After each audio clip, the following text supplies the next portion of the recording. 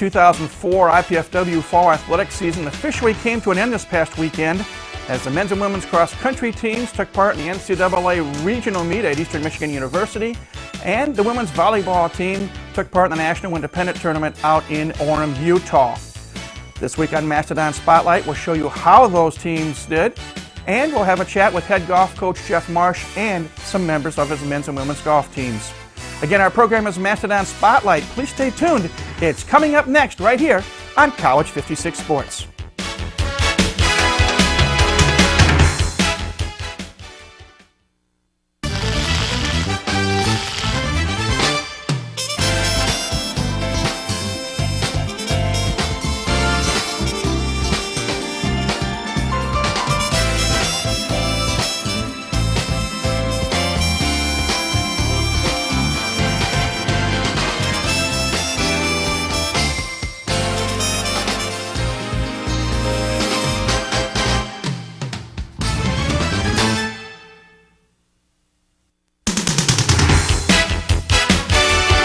Hi again, everybody. I'm Mike Maas. Welcome to another edition of Mastodon Spotlight, brought to you in part by our good friends over at Ryan's Steakhouse, located on North Clinton Street across from Scott's Foods.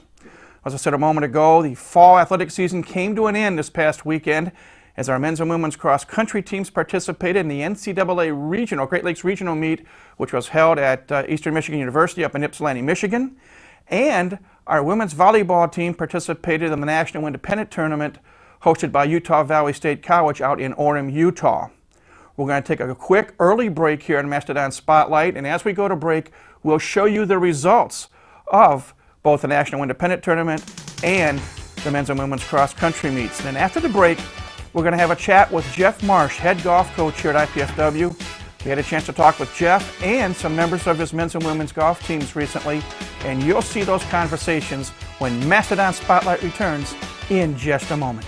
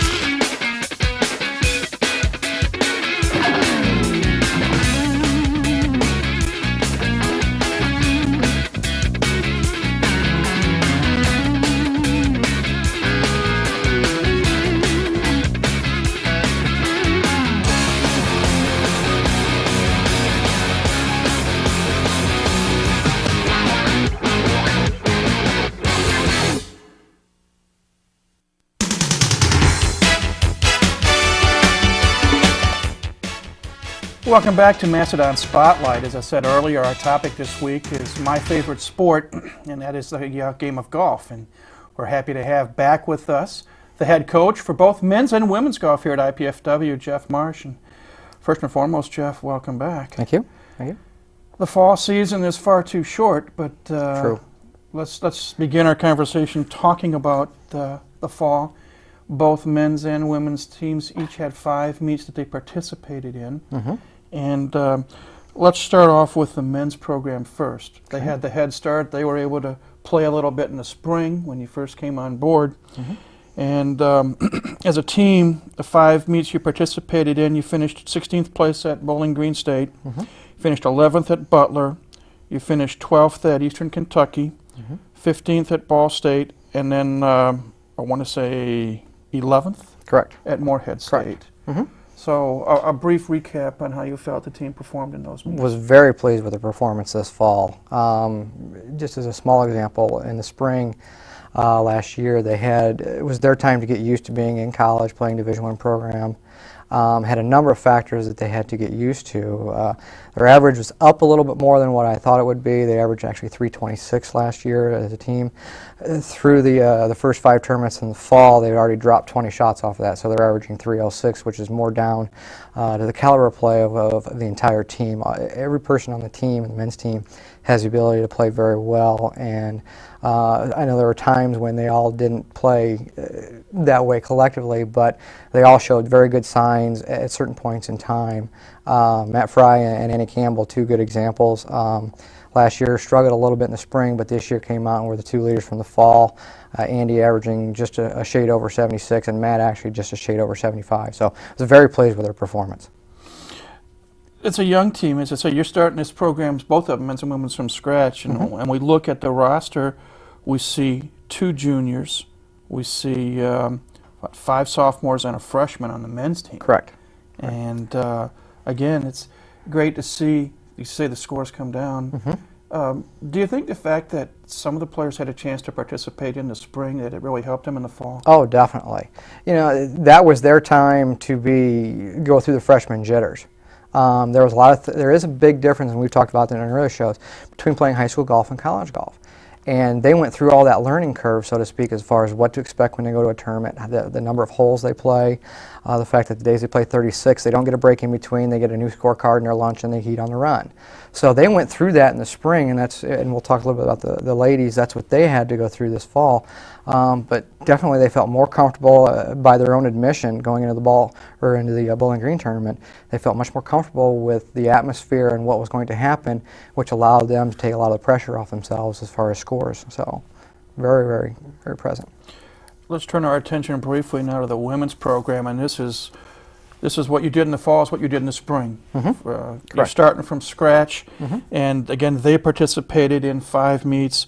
They were 17th at Ball State, 6th at Butler, 10th at Eastern Kentucky, 8th at Northern Illinois, and 6th at Cleveland State. And I believe, and correct me if I'm wrong, I think 2 of those meets, they beat some teams. They did. In fact, the last 2 events, they beat 2 different teams, both tournaments. So I was very pleased with their progress as well from the beginning to the end. Again, the same type of situations that the men went through last spring. Their learning curve they had to go through, getting up and being on time for tournaments, playing 36 holes in one day and then turning around playing 18 the next. Again, it's a big difference, and they had to go through that experience. And that's why in the beginning I had no expectations like I did with the men last year as far as scores. Score was not necessarily a relevant point that we needed to focus on. We needed to focus on getting involved in the Division I golf program, learning what to do, and then moving forward from there on. And they did a very good job. I was very pleased with it. Especially with only having 5, I didn't have a chance to substitute a new player in to give them a break. So they did very well. And again, there's 2 juniors and 3 freshmen on the women's team. Correct. One of those juniors, Kelly Wood, actually has 3 years of eligibility left. So by eligibility-wise, she's a sophomore. By school-wise, she's more of a junior. Mm-hmm. Well, we're going to take a break, and when we come back, we're going to chat with 3 members from the IPFW golf teams. Andy Campbell from the men's team, and then Vanessa Weimer and Stephanie Hoppus from the women's team. And that conversation, and you don't want to miss it, will take place when Mastodon Spotlight returns in just a moment.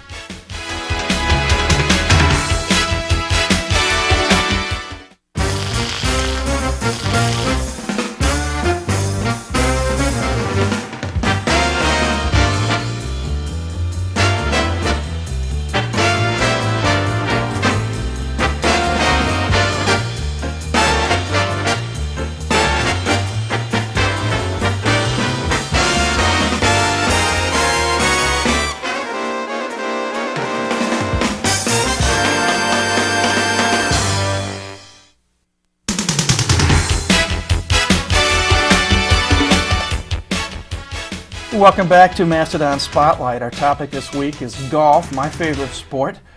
We spoke a few minutes ago with Jeff Marsh, the head coach for both men and women's golf here at IPFW, and in this segment, we're going to speak to some of his players. To my immediate right is Stephanie Hoppus, who is a freshman from the Kokomo area, Western High School. To Stephanie's right, Vanessa Weimer, who is a DeKalb graduate, came to IPFW via Ball State. We'll talk about that in a moment. And to Vanessa's right is, isn't that something? Andy Campbell. Yes, yes. I tell you, Andy, I'm going nuts, but you're here from Fort Wayne from Southside High School. Yes, sir. You mentioned before we started taping that you were dead tired. I was just plain dead. So I apologize for that, but welcome all three of you to the program. Thank you. And to the university. Since you're still tired, Andy, I'll start with you. All Tell right. us a little bit about yourself, please. I'm from Fort Wayne. I went to Southside High School. I just started playing golf actually my freshman year at Southside, so I'm kind of new to the sport compared to all the other college players. But I played. I started off pretty bad, but I got a lot better through practice and kind of came through here to IPFW to play. So that's about it. Vanessa, your turn. Okay, I played for DeKalb High School all 4 years. We went to state my sophomore year and placed 10th, and went again my senior year and placed 9th. Then I went to Ball State and played my freshman year and didn't really like it, so transferred home, and then they started a program up here. So here I am. And you did that very politically correctly, too. I'm Stephanie Hoppus. I'm from Kokomo. I played for Western High School. During my 4 years of high school golf, we never lost an MIC sectional regional title, and we placed 7th, 1st, 2nd, and 5th in state. And what led you to come about 90 miles or so from Kokomo up to Fort Wayne? Vanessa. No. No, I honestly didn't think I was going to be able to play golf because I wasn't really sure what kind of college I could play for. And then Jeff contacted me, and I liked the campus, absolutely loved it, so I came up here and played. What's your academic field of study here? Now it's speech and hearing therapy. Before? Art education and then elementary education. And then you made the change. Yeah. Vanessa? I started as an LEd major, then I changed to business, then I changed to communications, and now I'm an OLS major with a communication minor. Say that 3 times in a hurry. I know. Andy? It was chemistry, and now it's actuarial science. So That's out of my league. I'll tell you that. Me too. Let me throw some numbers at you, and Andy, I want to start with you. all right. The fall portion of the season is just completed. Each of you played in 5 tournaments. Andy, at Bowling Green, you tied for 61st, and you had a 54-hole score of 234. At Butler, you tied for 21st with a 54-hole score of 223. At Eastern Kentucky, you tied for 47th individually with a stroke figure of 226. At Ball State, you were 74th, 235. And at Morehead State, you tied for 26th, shot 227. And I know Coach and I mentioned it. 76-3. Not all bad. Yeah. 76 around, and especially when you haven't played that long. Secret to your success? I don't know. I just practiced a lot harder on short game this past summer, and so that was my main focus, and that's what really got my scores a lot lower from last spring when we first started. And that's pretty much what I owe, my success is short game pretty much. So. Vanessa, and you come here with experience, which I think is something that Coach wanted, which is nice, having played at Ball State. In deference to Stephanie, and we talked off air before we started, you finished individually tied for 58th at Ball State. You were 21st at Butler, 53rd at Eastern Kentucky, tied for 23rd at Northern Illinois, and tied for 27th at Cleveland State. Stephanie was 87th at Ball State, tied for 22nd at Butler, 58th at Eastern Kentucky, tied for 35th at Northern Illinois, and then she beat you at Cleveland State. She finished tied for 13th. Stephanie asked me not to give the averages, so I'll be nice to her, but she did improve as the season progressed, and Yes. for some reason she beat you at Cleveland State. How did she do that? My game trailed downwards instead of upwards the whole season a little, but do you want me to tell you about the first day at Cleveland State? We played with the Chicago team, and they were a little different. The girl that I played with was actually number 3 on their team, and she was the only one out of all 5 of them that was on a golf scholarship. The other 4 were actually cross country and track runners, and 2 of the other girls had never played on a golf course before. So it was kind of different playing with them the first day. It was really slow. A long day. A very, very long day. And To each of you, what is the lure? I know golf is my favorite sport. My wife has rightfully accused me of loving the game more than her on some occasions over our 31-plus years of marriage. For each of you, what is the lure of hitting that little white ball? It's just fun. Even though sometimes I get really, really frustrated and I hate it, it just like I want to get up in the morning and play golf. I don't really know why. Vanessa? some days I wonder, but I think it's the good rounds that keep you coming back and recovering from the bad rounds. Because you know you have it in you. You just got to find it sometimes. Andy? For me, it relieves a lot of stress. I mean, it does make a lot of stress too, but for the most part, like when you work or you have a job or you go to school, and after that, it's knowing you can come, and look at the scenery and stuff like that. I like that a lot. So. Two-part question for each of you. Best shot you ever hit and most embarrassing moment you ever had in the golf course? Start with you, Andy. I guess over the summer I had my first hole-in-one in a tournament, and it put me 4 under, and that was probably one of the best moments. Most embarrassing? Well, there's a lot of them. I don't know. Probably in high school I used to get angry a lot and throw my clubs, and I'm sure all those times are pretty embarrassing, so that would be it.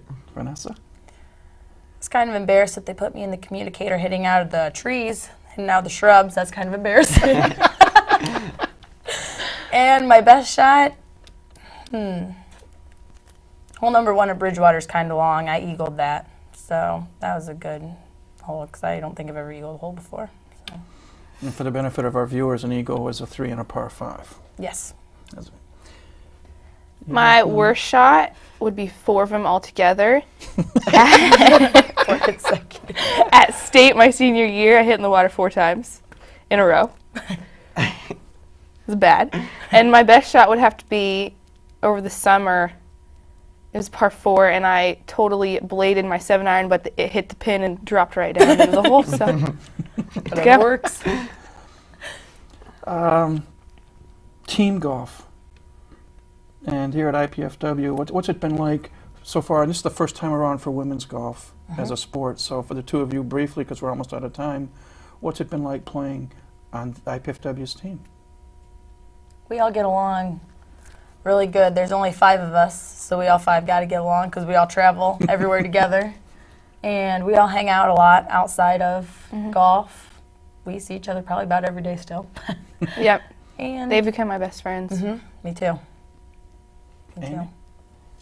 Yeah, same. Really, it's the same. We all the guys get along. We play cards, at least once a week, and hang out on the weekends. So it's like a big family. It's a lot of fun. And on that note, we're out of time, but I want to thank each of you for coming in. Just remember, keep the head down, the hands still, and swing through the ball. But again, congratulations on helping to get the golf program started here at IPFW, and continued success to each of you. And hopefully we'll have you on again in the spring. And I look forward to that if we can do that. So thanks again. Thank you. Thank you.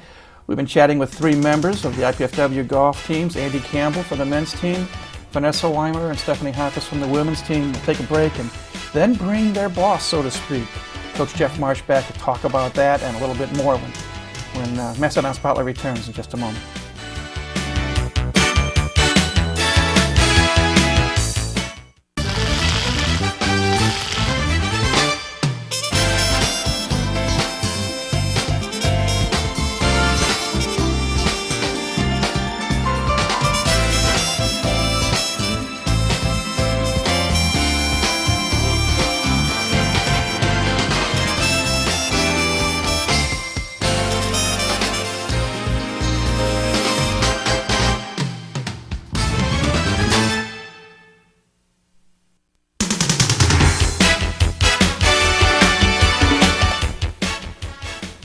Welcome back to Mastodon Spotlight. Our topic this week is golf, and we just had a chance to visit with 3 members of the IPFW golf teams, and we bring their coach Jeff Marsh back to talk this segment. And I don't know what to call them, but they are unique. Those They are. 3.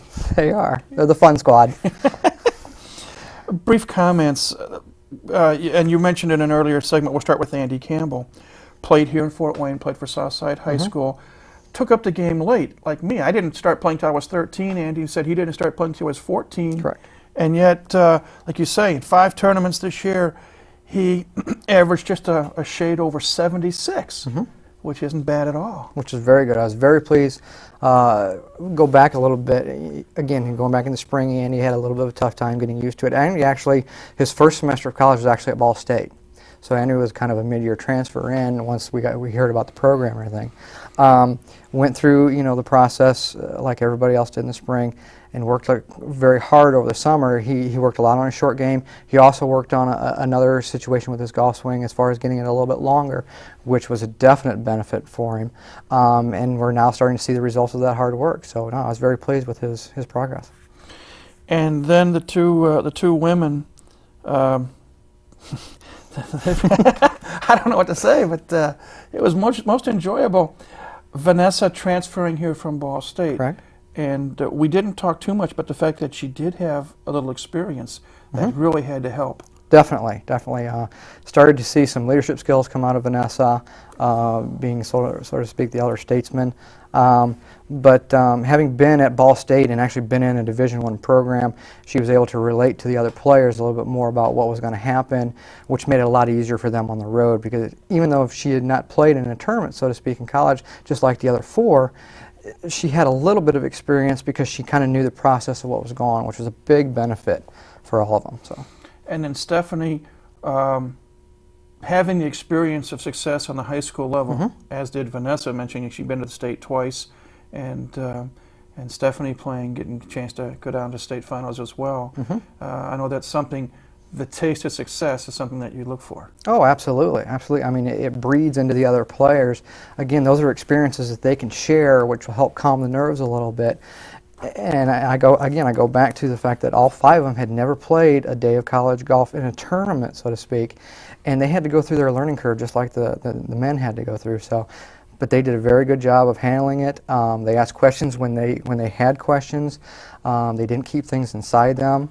And they just attacked every situation with a positive outlook in trying to make everything better. So, again, very pleased with it. Well, pretty soon the snow's going to be flying. And that's not good for us like to hit the white ball because you got white snow on a white golf ball. Between now and the springtime, and I'm looking at the schedules, the men resumed tournament play in late March when they go back down to Butler. Along with the women. And the women... yeah, they go to Butler. And then I see here the men go to Eastern Kentucky, Cleveland State, Western Illinois, and Wright State. The women go to Eastern Kentucky, and I don't know what else after that. Well, the schedules, there's been some changes in some of the schedules as far as the schools. Some of the schools have dropped their tournaments, so I've had to do some reshuffling. Actually, both men and women will start out late March at Butler, down at Prestwick, which is the same tournament the men played in last year. The men will also go to Eastern Kentucky after that. They're actually going to go to Cleveland State instead of, and Western Illinois is not going to be on the schedule. They were 2 tournaments at the same time. And then it looks like right now Dayton is hosting a tournament towards the end of April that the men will be playing in as well. The ladies will go down to Butler, like I said, with the men.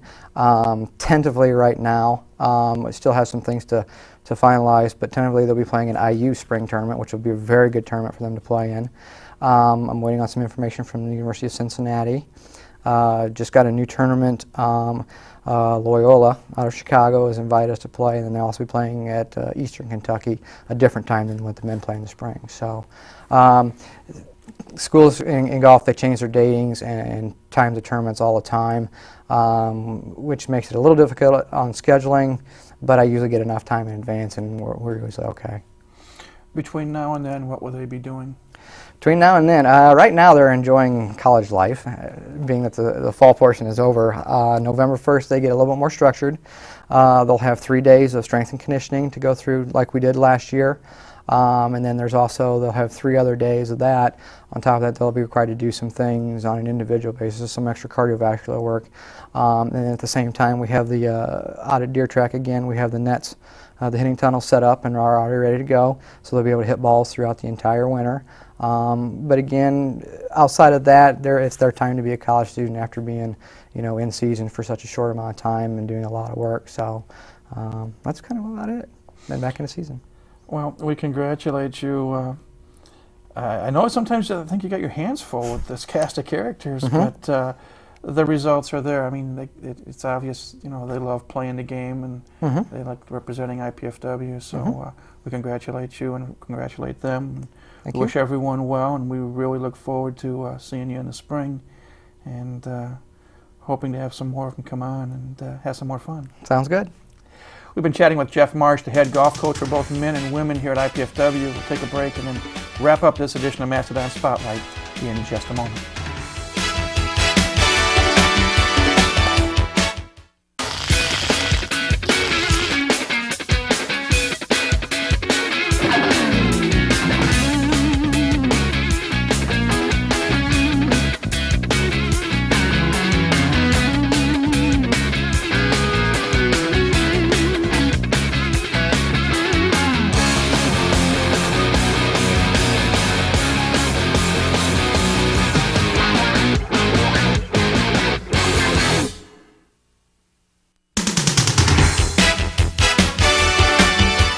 Welcome back to Mastodon Spotlight. We hope you enjoyed our conversations with Jeff Marsh and some of his golfers here on the IPFW men's and women's golf teams. Well, as we said earlier, this completes the fall portion of the IPFW athletics schedule. What now is taking place is men's and women's basketball and soon men's volleyball as well.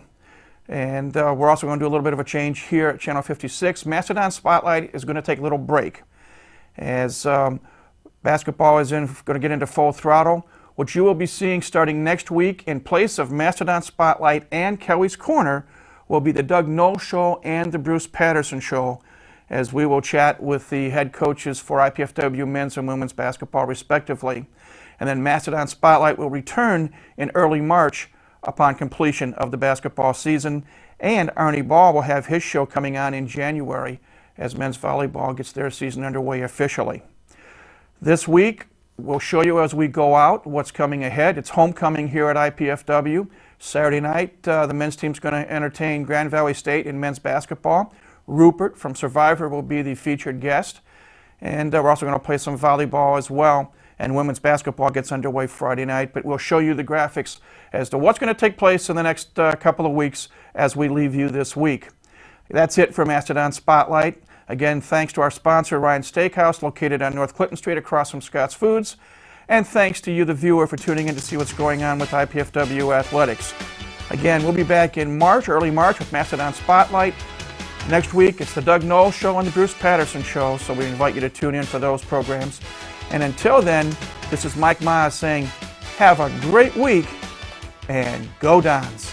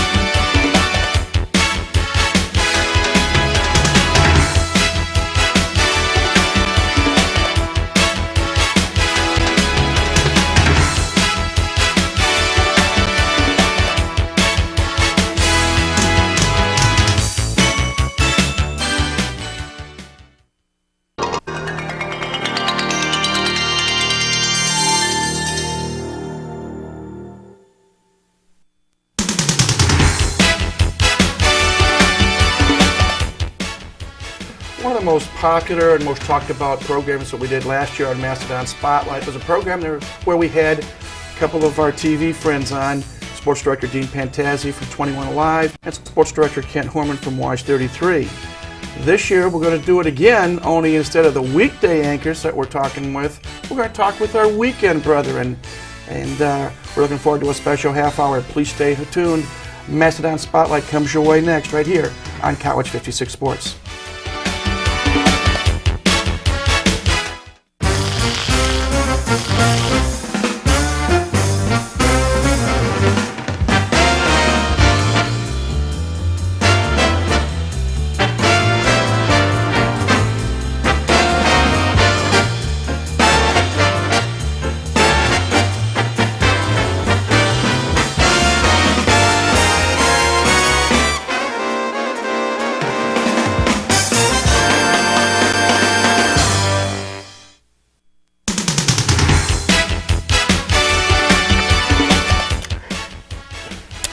Hi again, everybody. I'm Mike Maz. Welcome to this special edition of Mastodon Spotlight, brought to you in part thanks to our good friends over at Ryan Steakhouse, located on North Clinton Street, across from Scott's Foods. As I said a moment ago, last year, one of the programs we had, a lot of comments, some emails, some phone calls, entailed a program we had where Rudy Jovich, our sports information director, and Kent Horman from Channel 33 and Dean Pantazzi from Channel 21 appeared. And it was great to have them on. We thought we'd do it again, only this year we wanted to talk with the people that you see on the weekends on the major TV stations here in Fort Wayne. We asked all the people from the state, or people from all the stations rather, to come on board. And two of my friends said yes that are here today. And to my immediate right, I'm very happy to have Tommy Shagler from 21 Alive. And to Tommy's right, Brad Brown from do we still say News Channel 15? Sure, that'll work. You had the minor change a while back. Well, more Wayne TV 15, but 15. Yeah. For those of you who may or may not know, Tommy is taking my place as the radio analyst for women's basketball on the radio on WGL. And Brad is one of the guys taking my place from the TV side for IPFW men's basketball with an agreement between the university and UPN and Channel 15. And both of you guys doing a nice job. Tommy, I had a chance to hear tidbits from one of your broadcasts, and Brad, thanks to working with, doing my show with Doug Knoll, I've had a chance to see you and hear you in action. Both of you doing a nice job. First and foremost, Brad, tell some of our viewers who don't know who you are a little bit about yourself. Oh, very nice.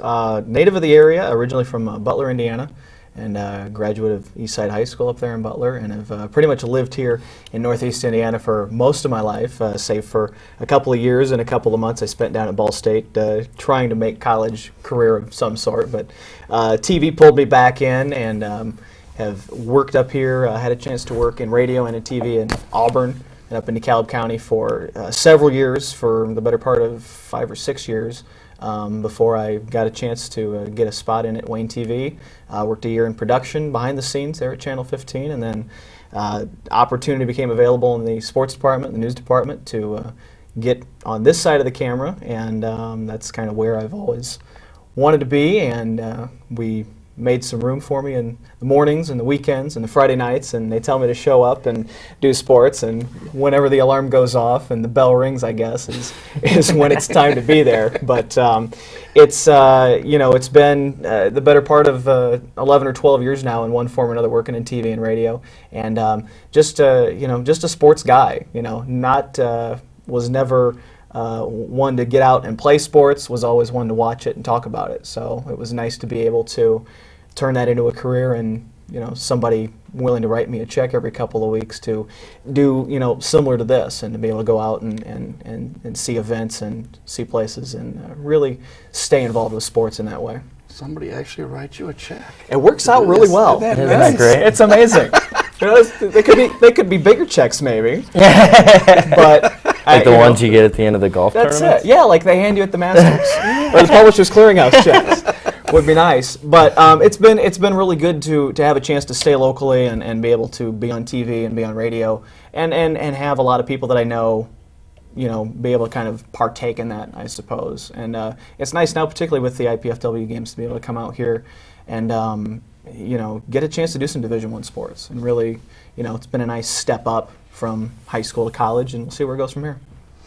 Tommy, you came to Fort Wayne from the state of Ohio, although I know a little bit about your background. You went to college in West Virginia. That's right.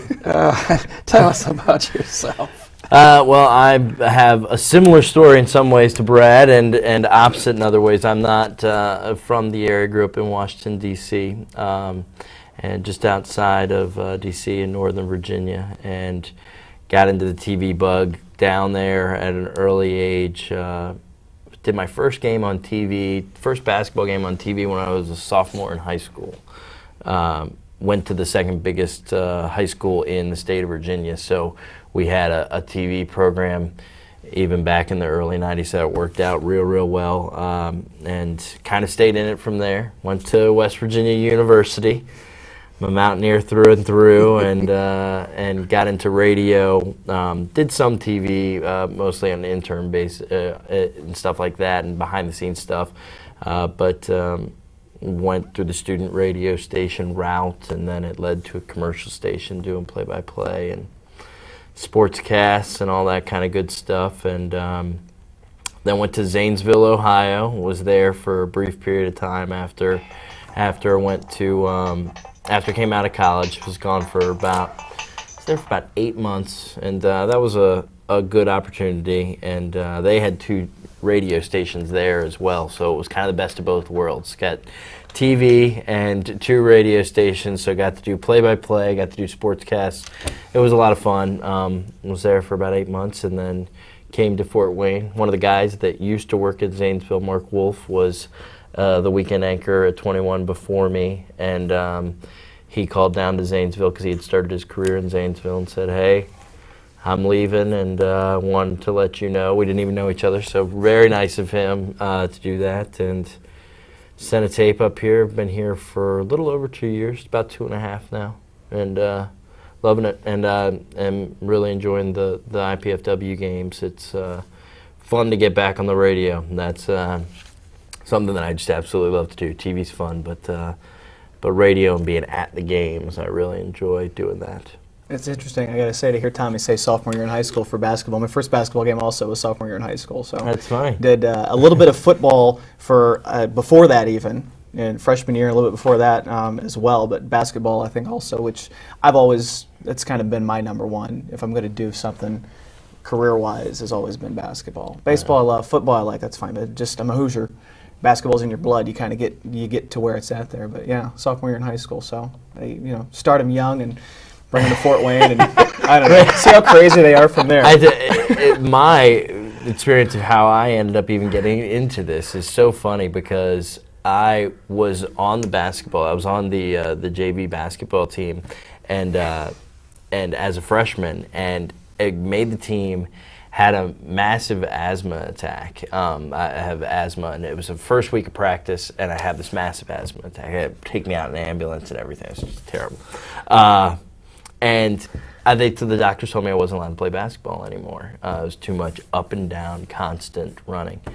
And I had known Coach for a long time. My mom worked at my high school, so I had been friends with the coach for a very long time. A couple weeks later, the TV teacher comes to Coach Robinson and says, "Hey, we're going to do basketball games next year on all the home games, and I got a bunch of guys that are in my class that can do play-by-play, but I don't really have a lot of guys that know your system and can do color. Do you have anybody?" And Coach Robinson knew me and knew what a ham that I am, and so he suggested me to do it, and that was why I ended up doing my first game. Absolutely fell in love with it, and have been doing something in relation to broadcasts ever since. So it's funny how things work out sometimes. Nice, very nice. Do each of you remember the very first broadcast you did in terms of whether it was radio or TV? How much preparation time did you have, and is there any good, bad, or ugly things that you can talk about? Brad? Wow, I'll jump in first. I think I gotta go back to that first one. The first one I can really remember, probably it just kind of fell in my lap, I think, on a Saturday night. working with Pat Hoffman also at Channel 15 with me now. We work together up in Auburn. It was one of those where we would cover high school basketball on a Friday and a Saturday, and we'd cover girls' games on Tuesdays and Thursdays during the course of the week, kind of similar to how it's set up here at Channel 56, where tape it, air it the next day, that night, etc. And you get an opportunity on a Saturday where somebody fell under the weather or somebody couldn't make it or something came up, and in the span of about probably a couple hours went from running the camera on one of these games to, okay, you do it. And the preparation time was just basically throwing together a roster and a box score and a score sheet and diving in and hoping that what you think of as doing play-by-play for a ball game would work. And just like my voice did right there, you get out there for that first game, 15-year-old kid getting out there for that first game and just kind of throw you out there and say go. And I think it was girls basketball, and I vaguely remember it being Eastside and Angola up in Butler, as best as I can remember, tail end of January, 1st of February, and this has been 1,000 years ago now that we did that. But it really was, and to look on that now and to think that, okay, did that in an hour, threw together something like that, something small like that, it's like, okay. And I probably somewhere, Dad's probably got the tape of that game somewhere. And I know that I got some of the tapes of my games in high school. I know it. And somewhere along the way that, those tapes will come out and they'll be a collector's edition DVD, and somebody's going to be hawking those on eBay. And I just got to get my hands on those and melt them down. You want it all to go away. That's funny. But at the time, you thought you're Bob Costas. It was the thing. It's like, you're Brent Musburger and Dick Enberg all in one night. Yeah. You're out there and you're doing that game. You're sitting there at halftime thinking, wow, this is good. So this is how it works. And then the next game, you're doing it on a Friday night, Monday, Tuesday, Wednesday, Thursday. You're just pouring over everything you can for a high school girls basketball game that, in the grand scheme of things, doesn't mean anything. Right. Wasn't a sectional game. Wasn't a conference champion. It was nothing. Just another game. But it's your next game. And you're just doing everything that you can to go out, and it still is just as bad as that first one. You're better off spending the 1 hour on it and getting into it and just winging it. So, and that's, I guess that's probably the beauty of doing it, as Tommy kind of said earlier, just being at the game. You never know. Right. We get in the news business where they try and script things out second by second, word for word, so that everybody can follow along. And the beauty of sports is that you go to a game on any night, and as much as you want to plan it, somebody's going to come out and just blow that away. And that's what makes it exciting every time. Yeah, you never know what's going to... That's one of my favorite things about the whole job, Yeah. is that I didn't want to go to a job where it was the same thing every day for the same amount of time, and same time every day you did this, and that's the greatest thing about it, is that you can totally plan things out and say, okay, on Saturday, early show, I'm going to have this and this and that and the other. And then about halfway through the afternoon, everything has changed. But that's what makes it fun. Running around 30 seconds before you're on the air, trying to sometimes put on makeup and just manage to clip your microphone on because you're so busy is something people don't see at home, but you hope that you pull off the impression that you've just been sitting around waiting your turn to report the day's events. That's one of the tricks, and you hope that you pull that off, sometimes better than others. But it's that adrenaline rush of running around and trying to get everything done that makes it so great. For the benefit of a lot of viewers that may or may not understand, one of the reasons I wanted to get you guys on, and I appreciate it, you guys are on Saturdays and Sundays primarily. Of course, Brad, you're in a little different situation because you're on Monday through Friday as well. Yeah, but we'll talk about that later. Nobody sees me in the everything. mornings. Nobody sees me in the mornings, so let's just tell them Saturday and Sunday for keep it simple. But in a normal situation, which is never the case here in Indiana, but in a normal situation, normally you would be on at 6 and 10, or 6 and 11, usually. Right. What I'd like you to do, if you would be so kind enough, tell our viewers what a typical Saturday or Sunday is like, because, they see you, up in front of the camera like we are right now, and like you said, you want to look good and look like you're cool, calm, collected, but you've got to create your own sportscasts. You've got to, in a lot of cases, go out, and I know because I'm learning even more and more, especially this year and last year, I'm getting a chance to do a lot of the camera work for my shows here. you got to go out and film. Sure. You got to do the interviews. You got to do the splicing and the editing. You got to write your script. But talk about a typical day. Let's make it real simple. Last Saturday, there was a couple of events here in town at the Coliseum. Mm-hmm. You had Snyder taking on top-ranked Lawrence North in boys basketball. A game we were all there. Almost 4,700 people attended.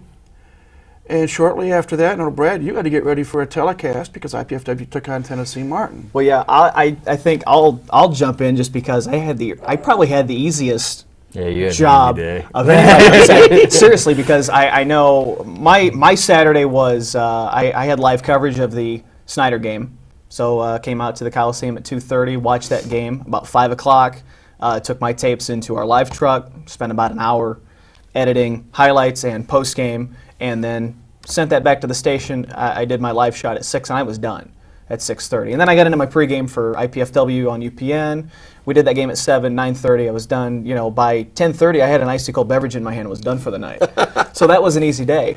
But I think that, Tommy can verify that a Saturday like that, a little out of the ordinary, and that there were 2 events like that. And I know that Pat was in the same boat there, that I would say the 4 hours before that 6 o'clock telecast didn't really mean anything till about 4:30. So you had to do all of that in 90 minutes. And I'll let him tell it because I just know that it's one of those things where for every minute, usually, I think of it, for every minute that you're on the air doing sports, there's an hour of prep time. And I think it usually works out that way. And I think I'll let him give the battle cry for last Saturday because I just know it was nuts. Yeah, and every Saturday has got a different little niche to it. Whether it's a St. Francis home football game, and with the run that they've had, they have, it demands a lot more coverage with the success that they've had. So that is something, big chunk of your show that's local, that you have to go out, make sure that you get.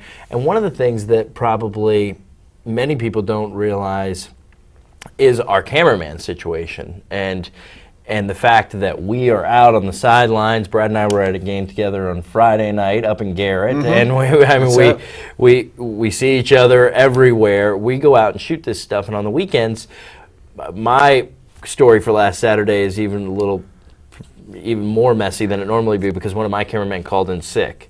So we only had one cameraman for the whole day to shoot all the news and all the sports that was going on for the entire day. So I was in at like 10, 11, somewhere between 10 or 11, and you had all 4 of the colleges in the state playing. Ball State, IU, Purdue, and Notre Dame were all playing during the afternoon. St. Francis had 2 home games, a girls and boys doubleheader, women's and men's doubleheader, and so I was out shooting both of the St. Francis things. You have to make sure that all of your things are in line at the station when it comes to recording your college games so that you can have the highlights for that. And I got out to Lawrence North just for a quarter just because I wanted to see Odin. I worked that out. I worked that out. Just because he's 7'1", arms like I'll get out. And unbelievably athletic. He was very impressive.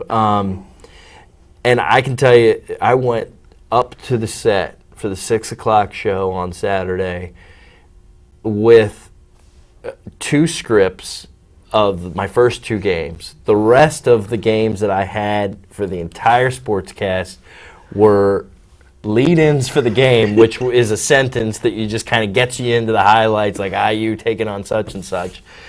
And then what we call a shot sheet, which is just a brief description of each highlight.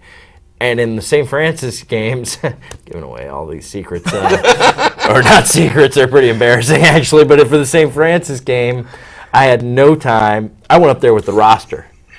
I had the roster, the St. Francis roster that I picked up at the game, and had check marks next to the names of the people that had the highlights and the final score, because there just literally was no time. I had my cameraman, as Brad said, he went out into his live truck and was able to just focus in on that Snyder game. I'm trying to edit all those other things.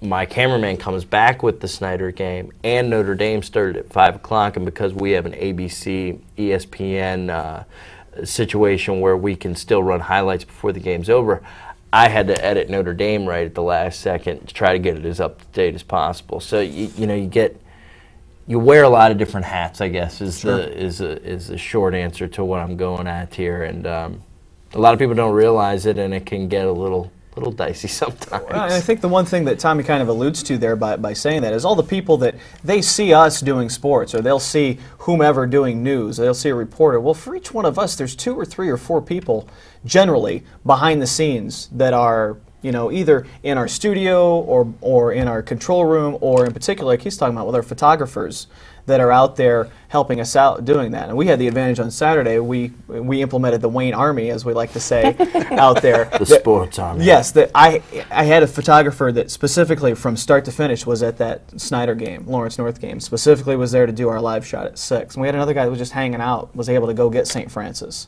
was able to go cover the rest of that. So just, because we have the great people that we have, we're able to make it a little easier on us and give us a chance to focus on that. Pat had a chance that he could focus really on just getting the IU and the Purdue and the Notre Dame back there, and a few of the other things that he had to get. So there's just so many people working really hard, and I got off very easy on that Saturday to do my 2.5 minutes of coverage. Didn't take a lot of effort on my part, but there are just so many other people doing that. Like I know that with Tommy having his photographer out there at the Coliseum, and then by the time he gets on set, all those people that are in that studio to make that happen. Really, that's more impressive of giving away TV secrets, or just how many of the other people that you never see on the air, and you never hear about them, and they're the ones that really kind of grease the machine that hopefully makes us look at least above average on a good night. It's a fun business to be in, because there aren't that many businesses that I know of where they're from top to bottom, everyone is passionate about it. There aren't too many people that you find in the TV business that are just there for a paycheck. I mean, most of these people have been doing it for a long time. It's something they love, and they There's will something do about it. Yes. Plain and simple. Yeah. Yep. Let's continue our craziness. Let's change the day, though. Instead of Saturday or Sunday, Friday nights, fall, Love it. winter. Brad, you're involved with Randy Schiffman and Pat Hoffman in the Highlight Zone. Yep. Tommy, you're with Dean. You don't do a special per se sports show, because We call Highlight ours, Zone. Right. Channel 33 has theirs. we call ours Fifth Friday Quarter, Night Fred. and so forth. It's our little pet name for it. That's nice. It makes no sense. I like it. But we go with Friday Night Fred. Fred. It's a little name that we have between us. But, We're renaming ours. let's talk say high school football. Sure. And there's approximately in the viewing area somewhere between 44 and 50 high schools. You guys have to cover a number of games.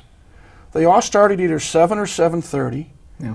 And fortunately, the last couple of years, all 3 of the stations here in town have gone to the Indianapolis style, even though Indiana's a crazy state time-wise, and that's another subject altogether for another show.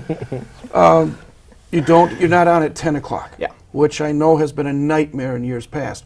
But you're on at 11, but you still have maybe 7, 8, 10, 12 football games that you got to cover. And in this case, being a Friday night, you're helping your colleagues out, you're helping Dean, you're helping Randy, Sure. and so forth. Briefly talk about what it's like on a Friday night having to cover X number of games, get back, edit, and you don't have much more, you have much less time to edit on a Friday night than you do the other nights of the week. Well, it's fun. Were you here when we were on at 10 o'clock? I was not. I Okay. luckily dodged that bullet. The first fall that I really worked full time with the Channel 15 crew was fall '01, which was the last fall that we had the 10 o'clock news here in Fort Wayne. I think November '01 was when we switched back to 11 o'clock, and we were there since. And we stayed on that 11 p.m.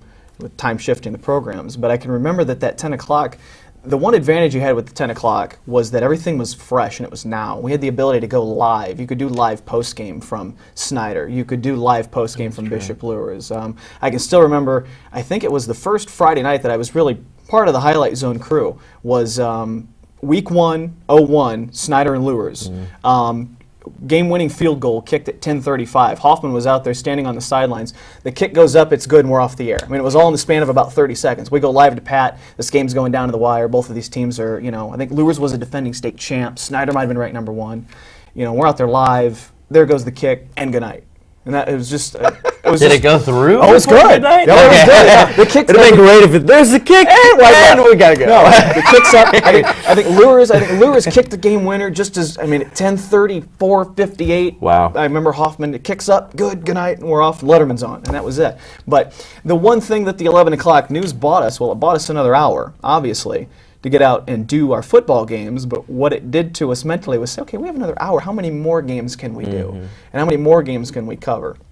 And so what we've done, I think all 3 stations, is we've taken now, we have this extra hour, we're going to cram as much as we can into it to still be able to edit, still be able to get it down, and still be able to get it on time. But now we're, instead of giving them 6 or 7 games on that late news, okay, we're going to do 8 or 10 or 12 or more, and we're going to implement everything that we've got on a Friday night. Because I think for me, and I think for our crew, and I think Tommy will agree, is that high school football Friday nights, that's the stuff around here.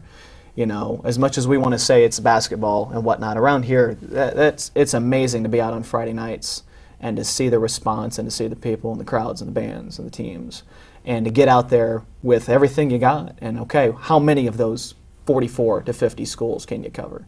And can you hit the big game? And are you there for the big play?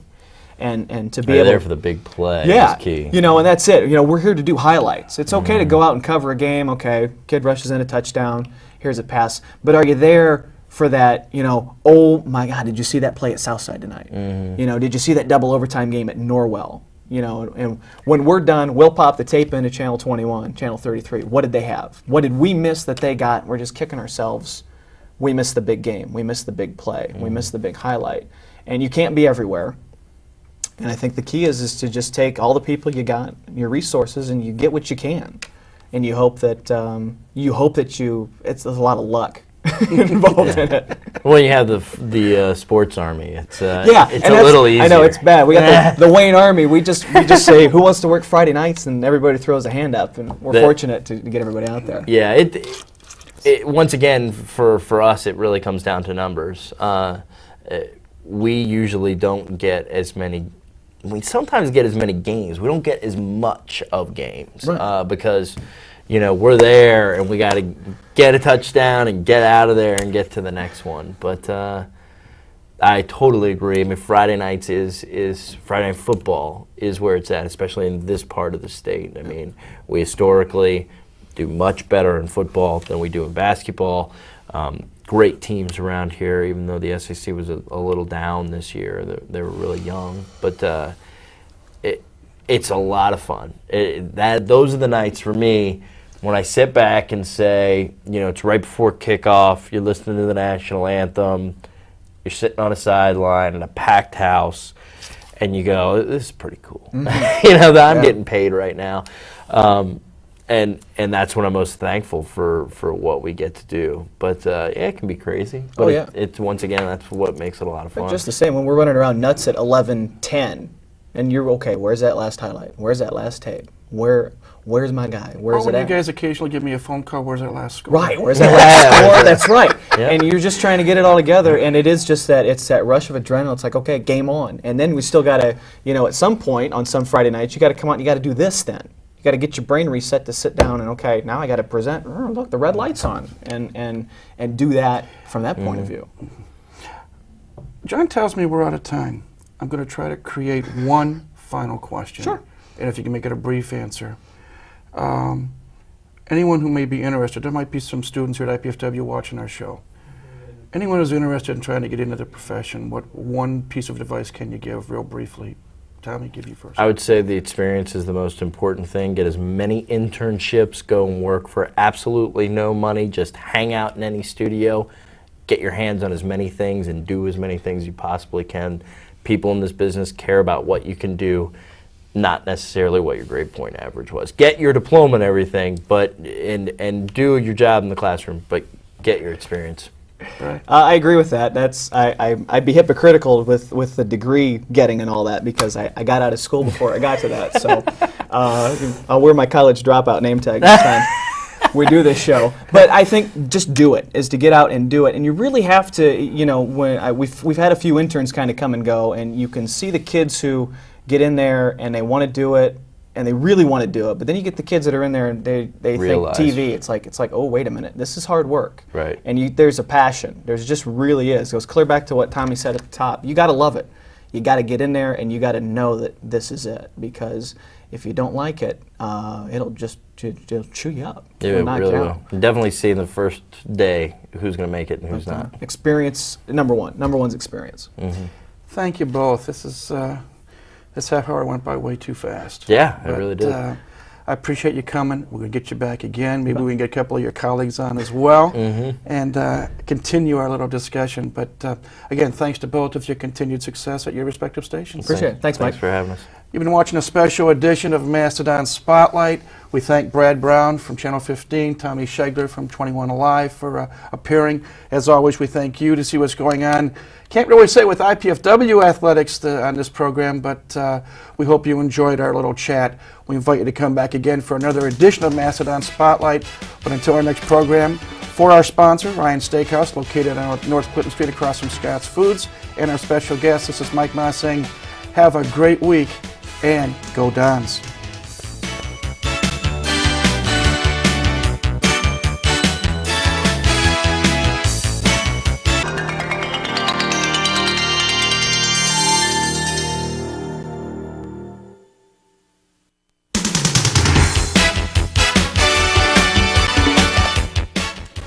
Believe it or not, the 2004-2005 academic and athletic school years are half over already here at IPFW. And on this special edition of Mastodon Spotlight, we'll take a look back and highlight the first half of the 2004-2005 athletic season. Again, it's a special edition of Mastodon Spotlight. Please stay tuned. It's coming up next right here on College 56 Sports.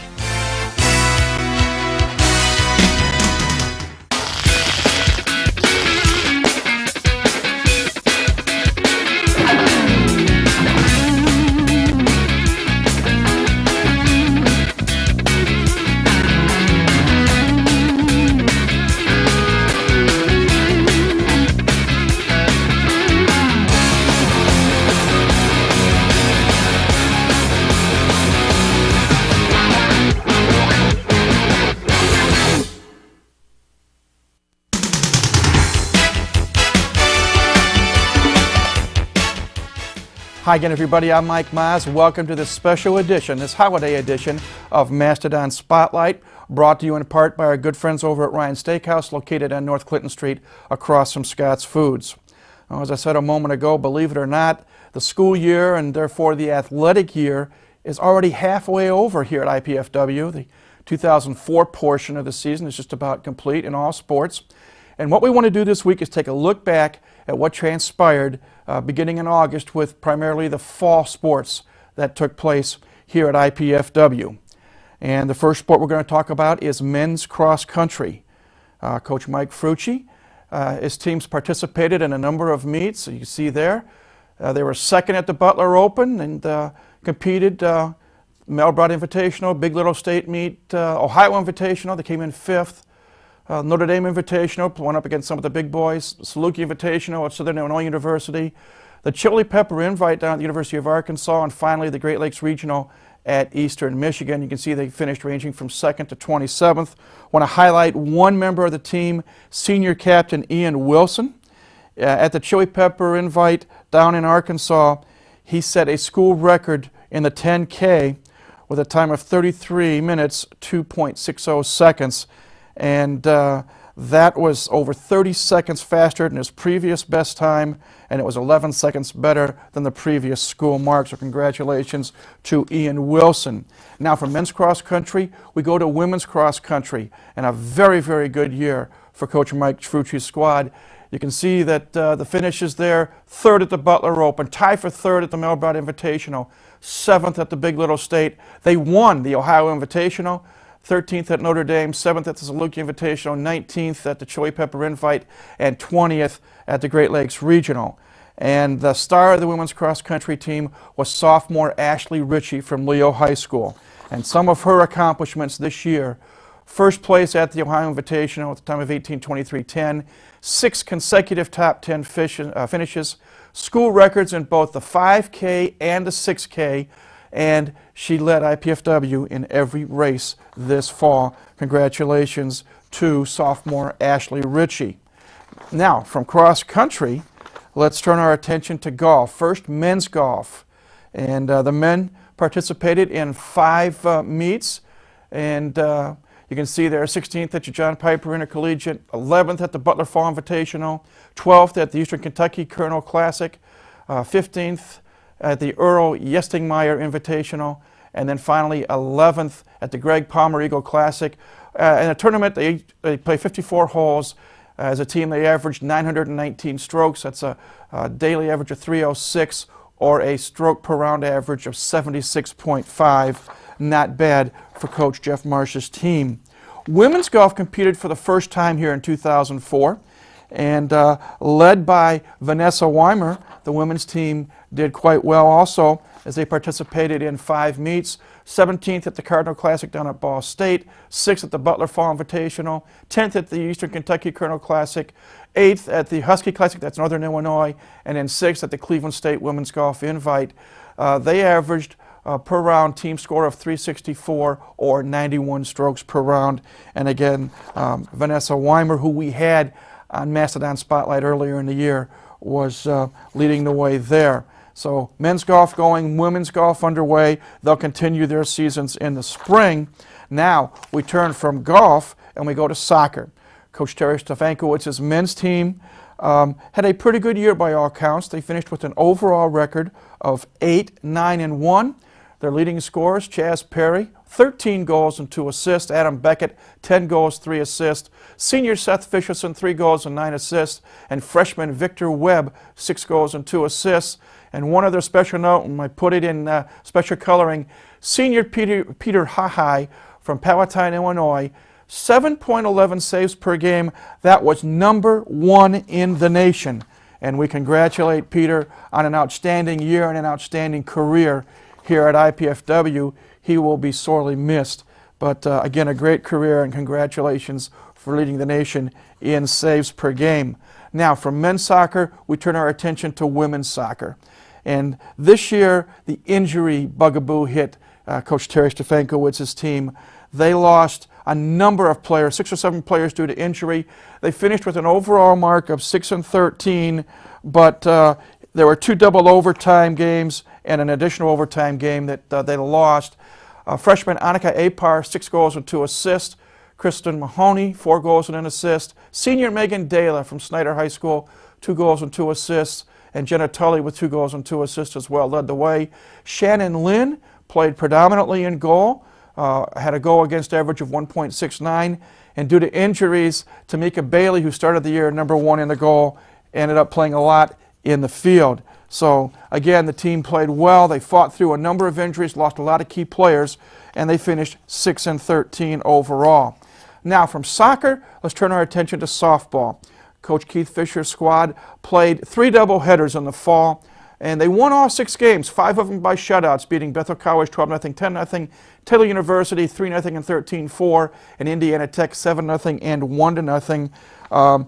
They got a couple of real good pitchers, junior Beth Harmon and freshman, and I'm drawing a blank on it right now, but a number of good players, I should say. And they will continue their spring portion, Lucky Dogs, in February. They're going to play in a tournament in Hawaii. They're going to play 5 or 6 games there. So congratulations on the 6-0 fall season. One other note with softball. The National Fast Pitch Coaches Association recognized 6 members of the IPFW softball team for their academic excellence. Mindy Pomeroy, Maggie Bruning, Heather DeVore, Jenna Beachy, Carrie Butler, and Corinne Machilski, and I know I screwed up Karin's name, and I apologize. They all made the NFCA Scholar Athlete team for the 2003-2004 school year, and to be eligible to make that team, each of those student athletes had to compile a minimum grade point average of 3.5 on a 4-point scale. So congratulations to those 6 ladies. Now, from softball, let's go to tennis, and we'll start with the men's team.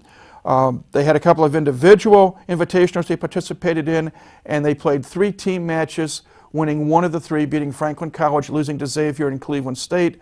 They will resume the spring portion of their schedule in late January, and they'll also be going to Hawaii. The women's tennis team played 8 matches in the fall, and they split the 8. They won 4 and lost 4, beating St. Francis of PA and Oakland University, St. Joseph's College, and Franklin College. And as you see there, losing to Indianapolis, Akron, Ohio Northern, and Cleveland State. And as is the situation with the men's team, the women's team will reconvene in late January, and they'll be going to Hawaii as well, combining the trip with the men's team and with the softball team. Now, last but not least, we want to talk women's volleyball. Coach Kelly Hartley Hutton, in her 6th year here at IPFW, another outstanding season. Overall, the team finished with a record of 24-10. And they are also, for the 2nd time in 3 years, national independent champions. And also for the 2nd year in a row, Kelly was the National Independent Coach of the Year. Fabiana Souza, the junior from Brazil, and senior Lindy Bankowski from the Ohio-Michigan border. They were all first-team independent, and in the tournament itself, Fabiana Souza, Lindsey Brammer, and Lindy Bankowski made the all-tournament team, with Fabiana Souza being the tournament most valuable player. And again, a tremendous season. The team had to win 5 out of the 6 matches at the independent tournament to win the title on a tiebreaker, but for the 2nd time in 3 years, they brought home the big trophy as national independent champions. That's a quick review. What we want to do now is go back to an interview that Kelly Hartley Hutton and I had on Kelly's Corner, which was seen earlier this year on College 56, where Kelly and I talked about the success of this year's IPFW women's volleyball team. First question I'm going to ask, how was the skiing last weekend? I didn't get to go skiing, and it was so cruel because there were mountains everywhere. You looked around, and it was like a painting. Utah Valley State is kind of near BYU. It's in Orem. And seriously, you just look around everywhere, there's mountains. And on the last day, we didn't fly out till 3 o'clock on Sunday. So we took the team to a ski resort. And none of them have ever been to a ski resort before. The Brazilian snow is still a new concept to them. So seeing people ski, they have a nice base of snow already out there. And they had a gondola. We were able to take the kids on the gondola up the mountain. Nice ride. Of course, the skiers are hoping for a relaxing trip in the gondola and take in a little scenery and get ready to ski. And our team is like glued to the glass of this gondola. Some of them holding onto poles in the gondola for like dear life, screaming like it's a roller coaster ride. You know, every time you go over the little like bump, you know, the wire is hooked to the pole, and they think like we're gonna fall, and they're like, "Ah!" So I had to look at some of the people working and people in the gondola and say, sorry, we're from Indiana. It's very flat there. It's a new experience. It's a good thing you went on Sunday and not Thursday, Friday, or Saturday. Oh, it was really fun. Let's talk volleyball. What our viewers are watching is you came home. We said last week we were hoping you'd come home with a piece of hardware. And you won 5 of 6 matches, and we'll talk about the tiebreak situation which enabled IPFW to win. But let's get into day one real briefly. Day one, you flew out to Utah, got acclimated a little bit to that part of the country. Thursday, first matchup, North Dakota State. We talked about it last week, a team that you had played twice already, always difficult to win 3 times. But you prevailed, and you won the match 3-1. Yeah, going into that match, that did scare us for that reason. We'd played them a couple times already, and they're good. You know, I don't know what they ended up on the year, 6 or 7 wins, I think, only. And they have to be the best 6-21 team I've ever seen. They're good, and they had a nice tournament out there too. They ended up extending Northern Colorado to 5 games, losing 16-14 in Game 5, and picking off a couple other people. Played us very tough, so they're a good team. We're happy to get through that one.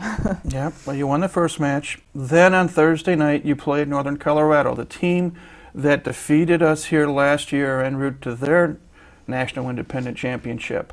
And they were the #1 seed and the favorites, and we talked about it last week. Unfortunately, they defeated us 3-1. Yep. There you go. No, they're a very good team, and you know, Steve did a really nice job of picking apart and recognizing a couple weaknesses they had. We felt like if we could get them out of system, which means that, you know, someone other than their setter setting the volleyball, just some teams just are very uncomfortable out of system and do silly things with the volleyball. So we went to a plan where we were moving the ball around to zone 1 and 2 and tipping to zone 3, and it worked. We took a game, but you know, it was a lot. When you do that, it's tedious. You wear them down slowly. Takes a lot of patience, and I do believe, now that we're home, I'll say it. I didn't say it out there. I wouldn't let our kids believe in it, but I do think that the altitude hurt us. You know, some of those rallies were, especially when you play with that philosophy, lasted so long because you don't terminate it right away, and it does take patience, and you kind of pick at the other team. But after some of those rallies, it was really difficult not to call out timeout for our kids because they were bent over, huffing and puffing like they just ran a few miles. And you don't see that very often in volleyball. You know, our skin was dry, and like one of our kids, it was so dry they were like cracking. And you know, it's desert type conditions, very dry out there. So we were forcing water down them. But I do believe the altitude hurt us a little bit in that North Colorado match, particularly. Well, that was Thursday night, so the team went back to the motel, and you know, you're 1-1. You knew that Northern Colorado was 2-0. You knew that South Dakota State was 2-0. So now your work's cut out for you. Well, and we also knew there was a lot of volleyball left in the weekend, and anything could happen. So we were obviously disappointed that loss on the first day to a very good team, but we also knew there was a lot of volleyball left, and we hadn't lost hope. Friday comes along, 2 more matches, and I believe the first match was against Texas A&M Corpus Christi, and you came back to win that match. And then you followed it up with a win over the host team, Utah Valley State. Right, and you know, we got to the gym. Our matches that day on their time was 3 and 7. 3 o'clock we played Texas Corpus Christi. So when we arrived at the gym, the morning matches had already occurred. In fact, there was a score up on the scoreboard, 16-14. We're like, oh, somebody went 5. So I walked over to where they kept the statistics of the whole tournament, and lo and behold, Northern Colorado had lost in 5 to South Dakota State.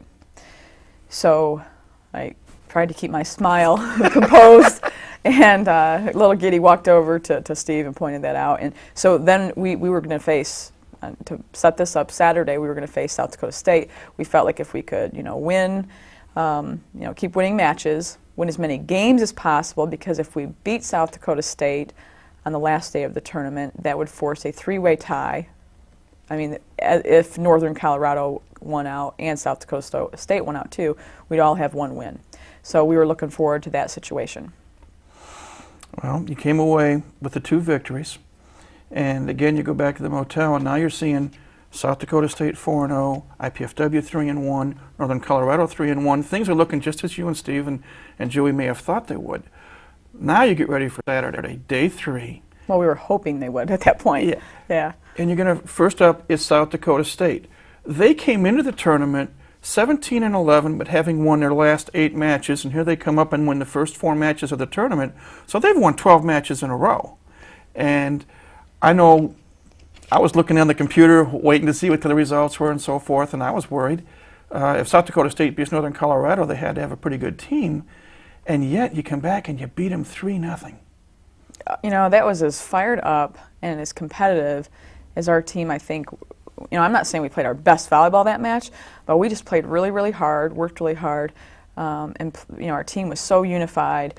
Janelle Pollard, who I don't think she got in against South Dakota State, but after the match, I wanted to give her, you know, the unsung hero and MVP type award right then, because from the sidelines she was so driven and so vocal, and she's loud. She's got some lungs in her. And every time, you know, the kids would sit down during a timeout or between games, she was in their face and like, finish, and you know, I pretty much just stepped back and said, yeah, what she said, and she took over. So it was a really nice team effort for everybody. And we knew that if we beat South Dakota State, that forced the three-way tie, then it would go to a games winning percent for the whole tournament tiebreaker procedure. And so we knew if we won in 3, that'd be really, really nice. So, we won game 1 and made a statement in game 1, winning big. I don't remember the score. Maybe it was 30-20, something like that. Game 2 was 31-29. I think it was 28-28 when we called timeout. It was really, a nail biter, and our kids were very confident though in that game and pulled it out. So it was big to do that in 3. And then you had one more match against Texas Pan American, and and it was called zombie volleyball at that point. Both teams were so tired, I think. Our kids just looked very tired. We just knew we had to win that thing in 3 to help out the tie-breaking procedure. It was ugly. We didn't pass well. We didn't do much well, but we were able to fight it out and win the thing in 3. Well, you finished the tournament 5-1, and what I want to do now is show a graphic to our viewers.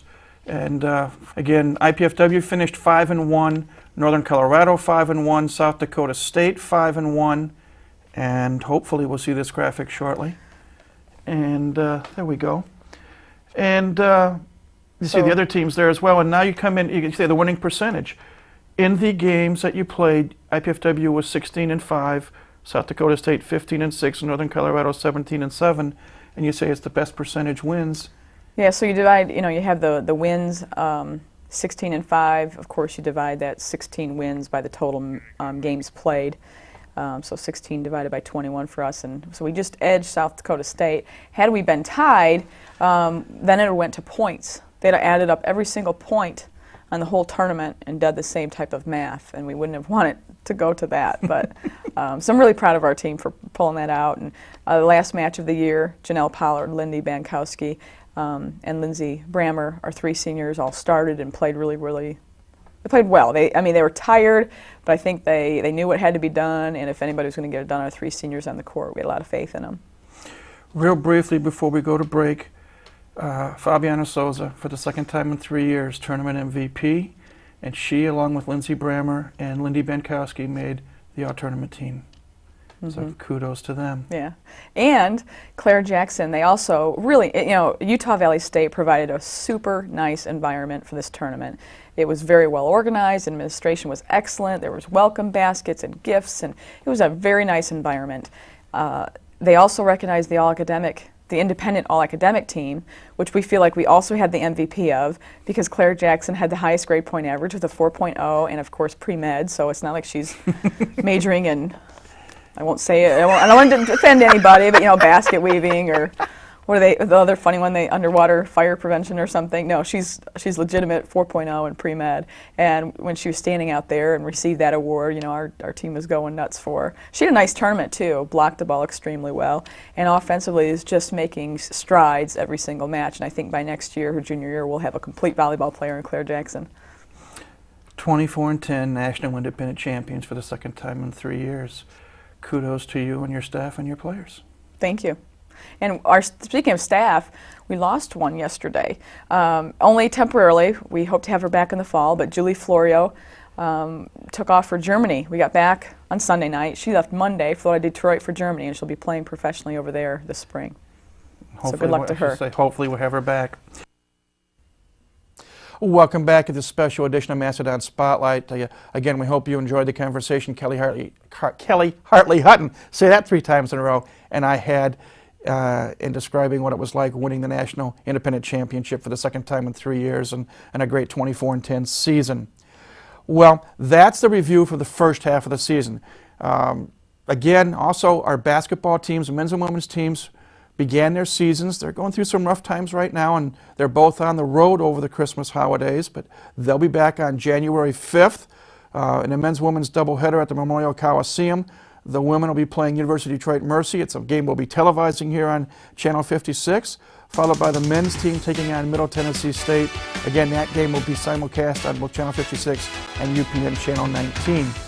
And again, we're going to bring back the Doug Noll and Bruce Patterson shows in the next couple of weeks after the holidays, where we talk IPFW hoops with the head coaches for men's and women's basketball. Well, again, thanks for tuning into this special edition of Mastodon Spotlight. We hope you enjoyed it, and we'll be back again with Mastodon Spotlight the early part of March. But until then, for our sponsors, Ryan Steakhouse, located on North Clinton Street across from Scott's Foods, and everyone here at Channel 56, this is Mike Maz saying again, happy holidays, thanks for tuning in, and continue to go Dons.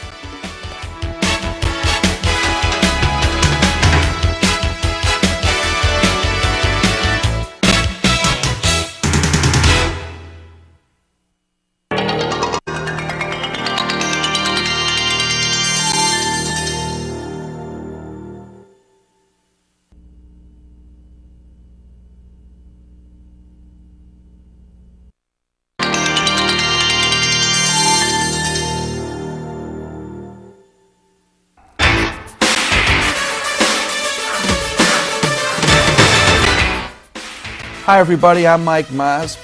Normally at this time we'd be bringing you an edition of the Doug Knoll Show, a show that's sponsored in part by our good friends at Centennial Wireless, Master Spas, and Ryan Steakhouse, a show where we bring you highlights and talk in-depth men's basketball played at IPFW.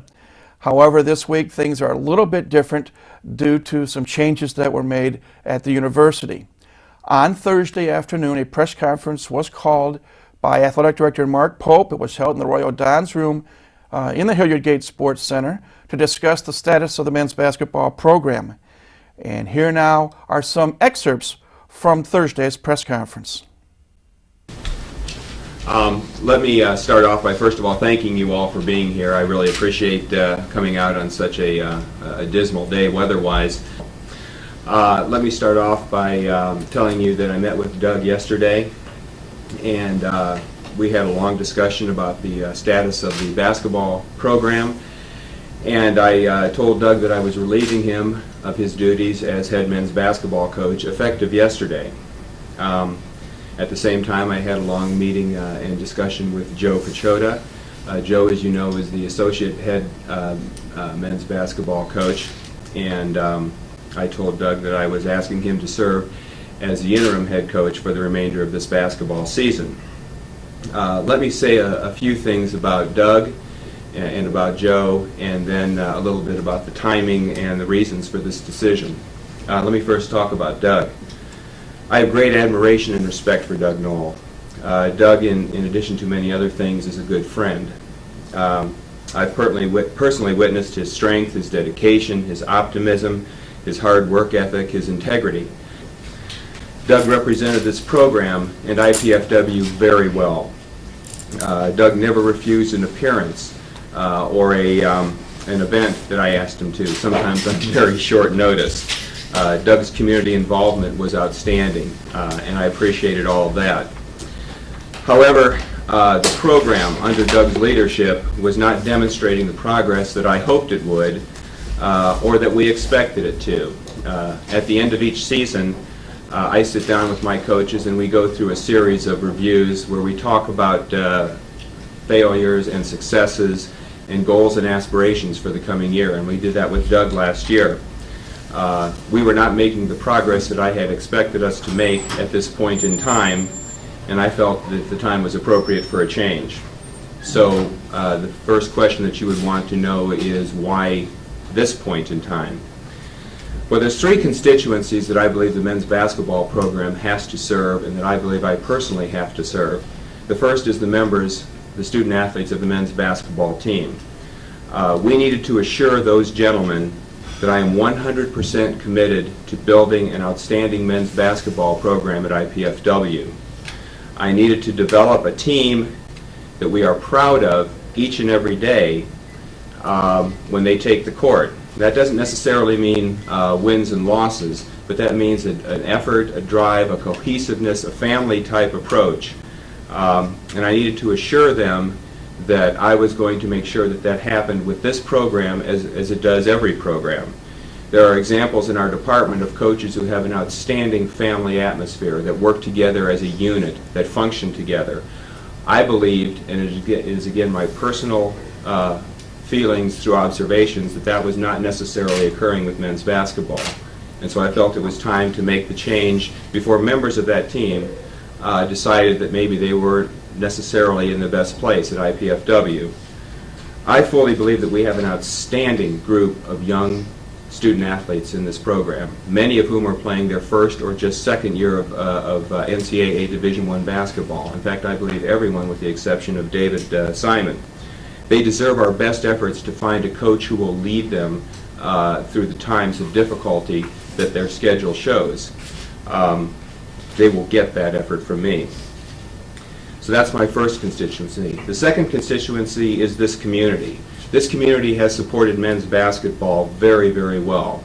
Last year in the 03-04 season, we had the highest percentage increase in attendance in all of Division I. That's pretty darn impressive. There is no program in Division I that had a higher percentage increase than our men's basketball program. Now we did that moving from the Gate Center to the Coliseum, but that took a lot of hard work by many members of my staff. But the community has supported us, and I believe, as shown by the Comets, as shown by the Freedom, as shown by the Wizards, and as shown by other programs in this community, that the community will support a team if it's giving a 100% effort each and every time. But that support's going to wane if we don't show constant improvement. And I'm dedicated to making this university and this athletic department a university and an athletic department of this community. So we need to show the community that we're serious about this. And that's another reason for the timing of this attendance, or of this decision. Let me say, as far as attendance is concerned this year, our peer groups, which I would consider the Mid-Continent Conference and the Horizon League, are showing attendance numbers that are compatible with ours. We would be number 3 in the Mid-Con right now in attendance were we in that program.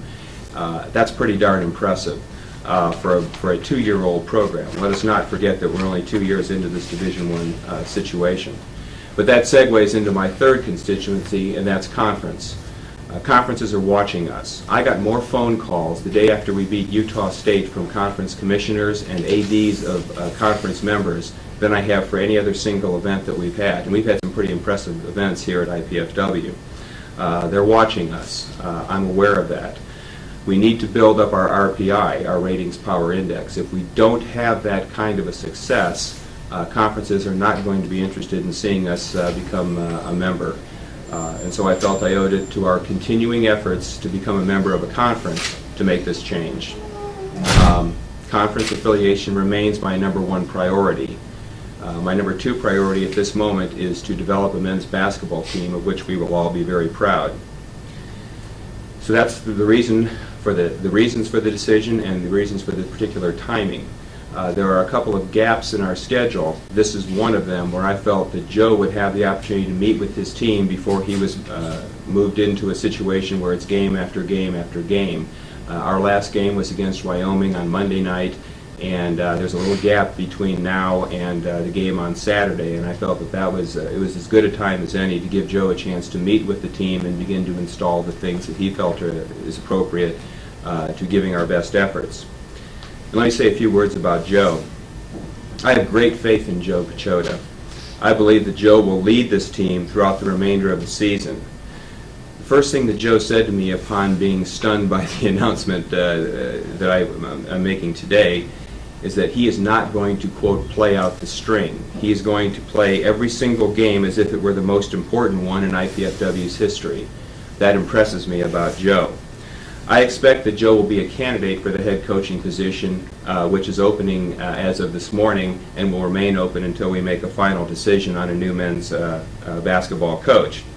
As such, I felt that Joe deserved a shot to show us what he can do. In essence, Joe is going to have one long interview, starting today and running through March 5, our last men's basketball game. We will conduct a national search, and I fully expect Joe to be a part of that mix all the way through. That's why I'm giving him his opportunity now. I think you're going to be impressed with Joe Pachota.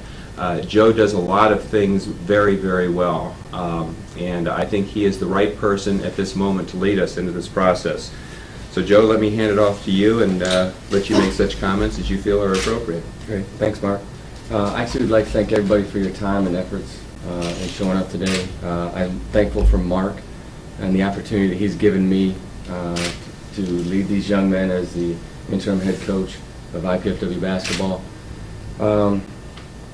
we've got a lot of great basketball ahead of us.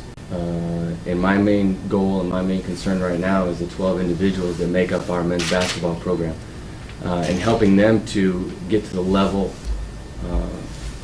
of excellence. Like I said, we've got a lot of great ball to play in 13 games. And I'm really not looking at the 13 games as a whole. We want to get better every single day. So starting at 1 o'clock today, when we hit the floor, we're going to get a little bit better. And that's the way I'm going to approach things.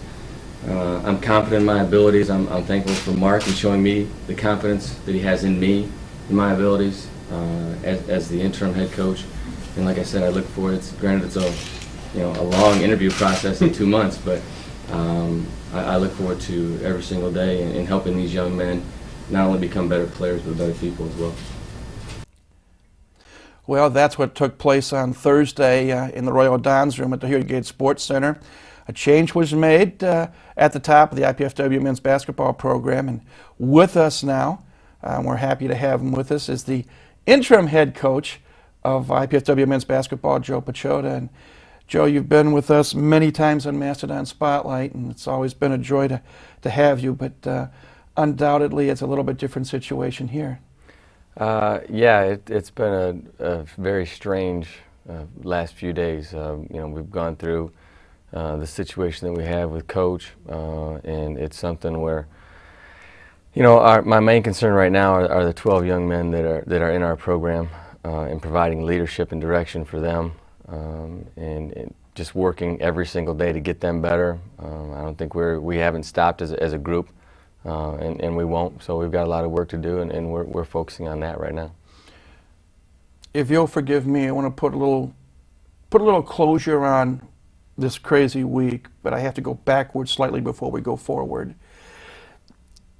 I guess the first question I want to ask you is, when Mark Pope said he contacted you and wanted to talk to you, did you have an inkling that there was going to be the change made? I had no idea at all. I was totally taken aback by it when Mark did come into my office on, I think now it was Wednesday or Tuesday. I can't remember what day it is now, but when he first came in, I was floored. And then after everything went down with Coach, obviously the relationship that I had with him, I've been with him here since day one, and we've put a lot of time in together, and it's a little awkward now not seeing him around, but I have spoken with him a couple times, and he's been up, and the one thing that I was concerned with was somewhat getting his blessing on this type of situation, because it is hard. Every assistant coach, no matter what sport, no matter what level, looks forward to his opportunity and sliding over a chair and becoming a head coach. But I don't think there's any assistant coach out there that would want that type of situation at the sacrifice of a friend, not to mention the head coach that you're working with and have worked with so closely for such a long time. Well, we wish our very best to Doug and his future endeavors. I know he was great to me for the 5.5 years that we were together covering men's basketball as well. What was the reaction of the players? I think they were shocked. I think they were very shocked. I think they got a taste of Division I athletics right out of the chute, because now this is something, unfortunately, that happens, and fortunately happens in this profession. No matter if you're coaching basketball or football or whatever the sport may be, it's a part of it, and we all know it as coaches. Lou Holtz always said it's one of those things where we've all been hired and we will all be fired at some point or another. So unfortunately, it's a situation that happened. And I gave the guys a night to think about some things, and they had a team meeting on their own. And from what I was told, the meeting went really well. We had, great effort yesterday in practice, and our enthusiasm was there, which I expected it to be on a day coming back like that. But the big challenge is going to be, what they're going to be like today in practice. When we look back at this team this year, 3-13, but there have been 4 blowout games, and even in a couple of those blowout games, there were parts of those games where the team played well, right, and yet there have been some very tough losses. The game you went out to El Paso and you played UTEP tough, and you had the early lead on them. I know the game that I was fortunate enough to go to at Xavier. A good, tough game. We got a good chance to knock off a quality team that made the Elite Eight a year ago. Some of the home games, Tennessee Martin, Maine, Middle Tennessee State, those are all games that with a break or two in favor of IPFW, they'd be wins instead of losses. Last year, 18 games decided by 12 points or less, 9 games decided by 5 points or less. We're still a new kid on the block in terms of Division I status. We've been playing a lot of close games. What does this team have to do to get over the hump? Well, I think you brought up a good point, and the term that you just used is one that I used the other day is the term break. We've been sitting back waiting for someone to give us a break and wait for a break, whereas we need to go out and create those own breaks for ourselves. I told him this morning, it's one of those things where we cannot be common men for the next 2 months. We have to do things in an uncommon way. That means second effort plays. That means doing all the little things that nobody else wants to do.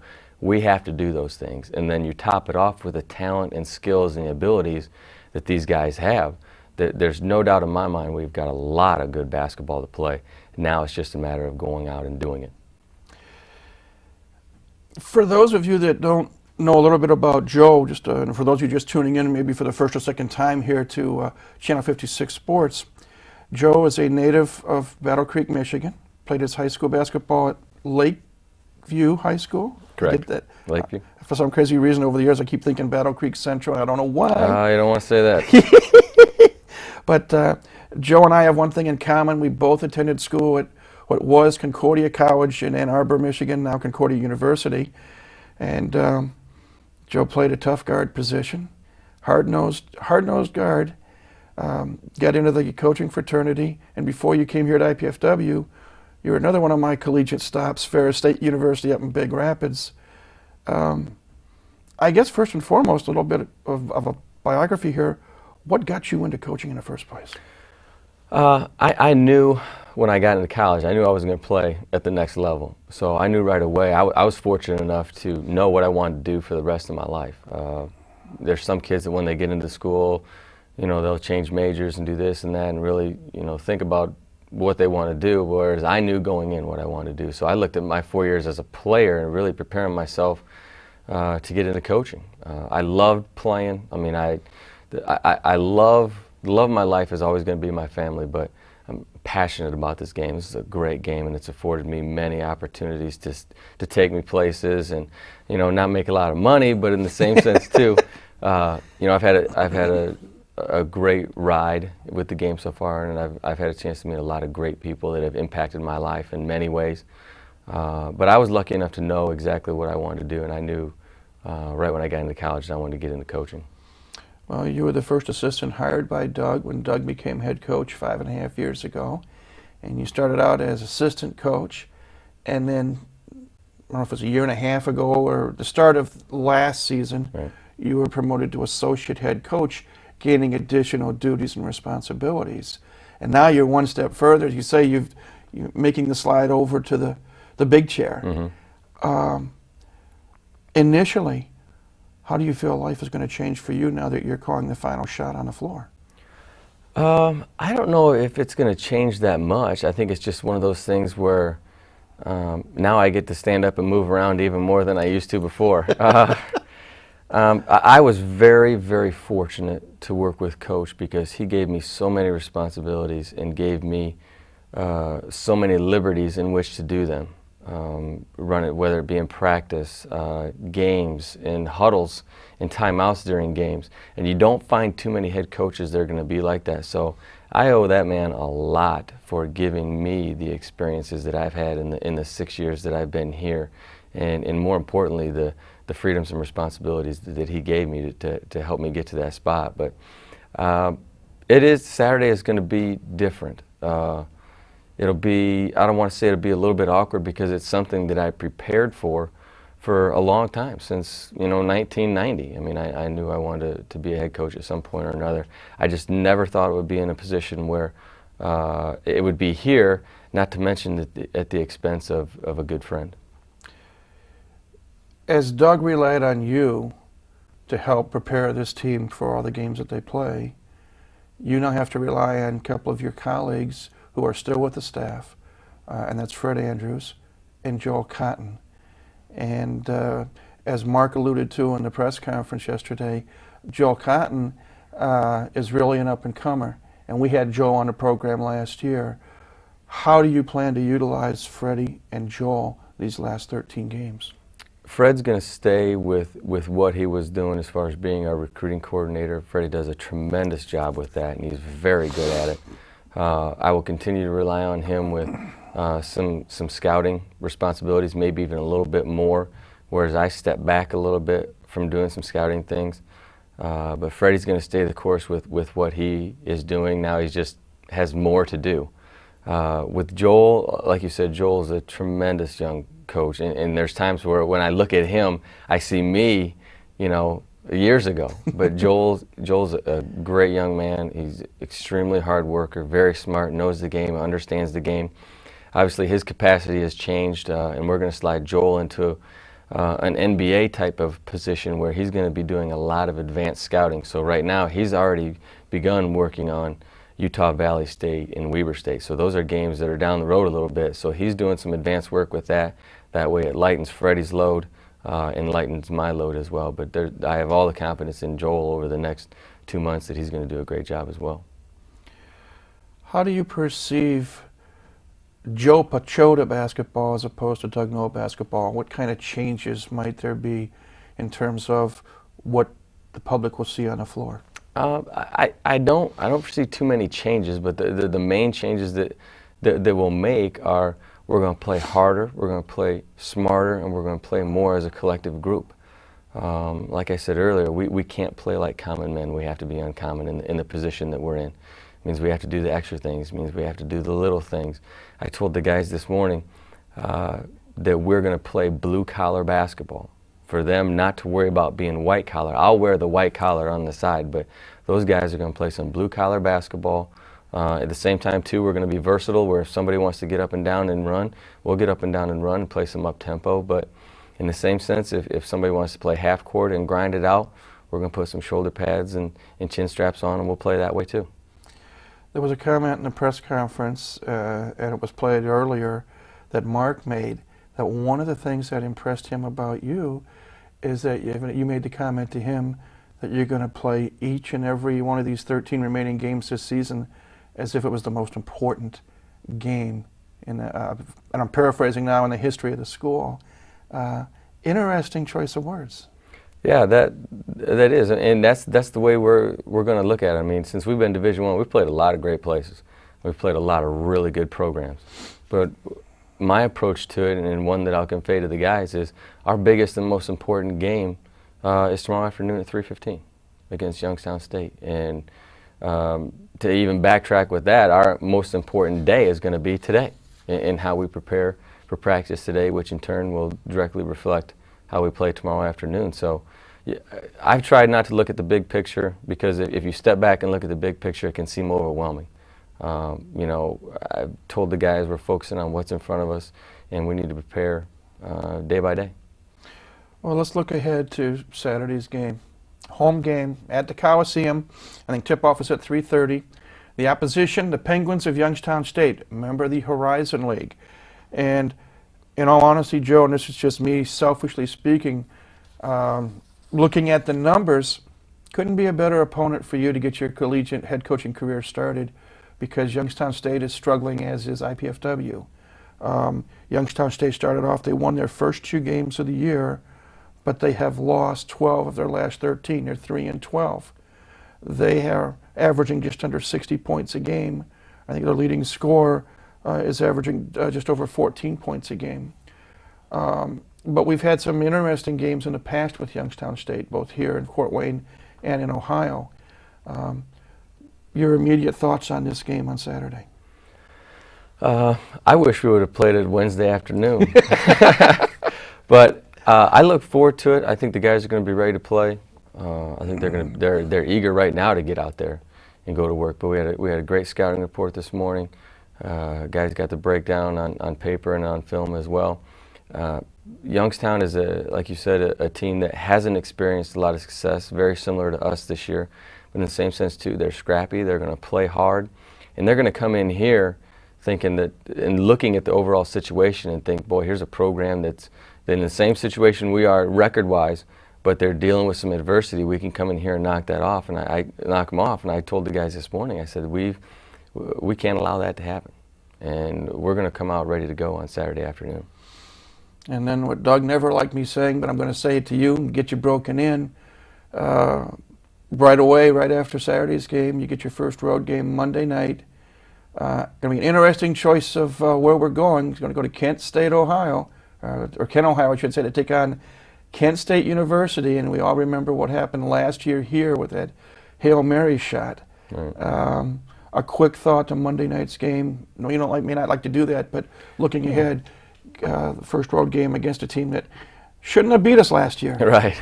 Yeah, that's funny you brought that up again. Now I have to live with those memories and images again. But it's one of those things where I haven't had a chance to do a lot with Kent yet. Been pretty focused on the guys and preparing for Youngstown. I'll start getting ready for Kent probably Saturday night. But they're a very good ball club. The MAC's a great basketball league. Jimmy Christian's a great coach. They do things really well. They play really hard, smart, and together.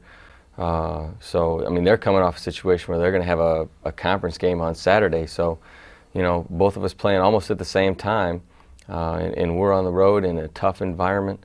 So we'll see what happens. I look forward to two really good teams, going at it on Monday night over there, and we'll leave all our cards out on the table and see what happens. Again, congratulations on getting the assignment. I'm not sure how the best way I can phrase this. As you mentioned, a tough way to get into it, but now you're in a hot seat, so to speak. We wish you the best of luck and appreciate the fact that you're going to continue coming on and the rest of the season and talking about the rest of the 13 games that the team's going to play. And we'll look forward to chatting next week after, hopefully, 2 victories, 1 at home, 1 on the road. That sounds good to me. That's it for this edition of what we call Mastodon Spotlight. Again, we thank Joe for coming on board. We wish him the best of luck in the new endeavor as the interim head basketball coach here at IPFW. And we thank you for tuning in to see what's going on with IPFW men's basketball. We invite you to come back again next week when Joe and I will again get together, and hopefully we'll have highlights from both of these games. And as we say, we knock on wood, hope we'll talk about 2 victories for IPFW men's basketball. But until next week, for Joe Pachota and for the sponsors for IPFW men's basketball, Centennial Wireless, Master Spas, and Ryan Steakhouse located on North Clinton Street across from Scott's Foods. This is Mike Maas saying, have a great week. Continue to go Dons.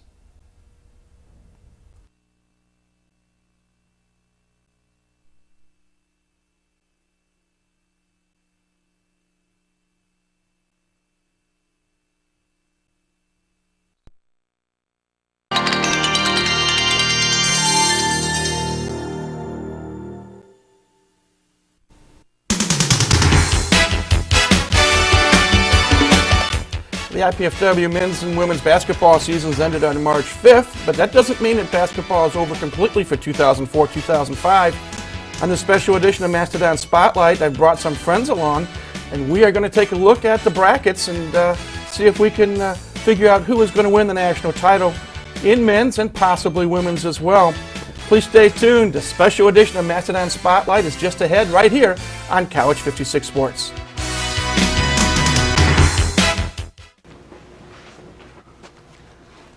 Hi. I was wondering if you wanted to go out maybe or something, if you had time. I can tell by your excitable behavior and verbal faux pas that you have generalized anxiety with paranoid tendencies. It would never work. Okay, thanks.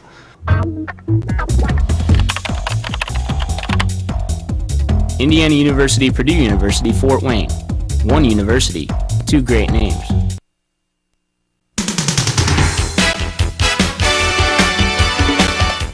Hi again, everybody. I'm Mike Maas. Welcome to this special edition of Mastodon Spotlight.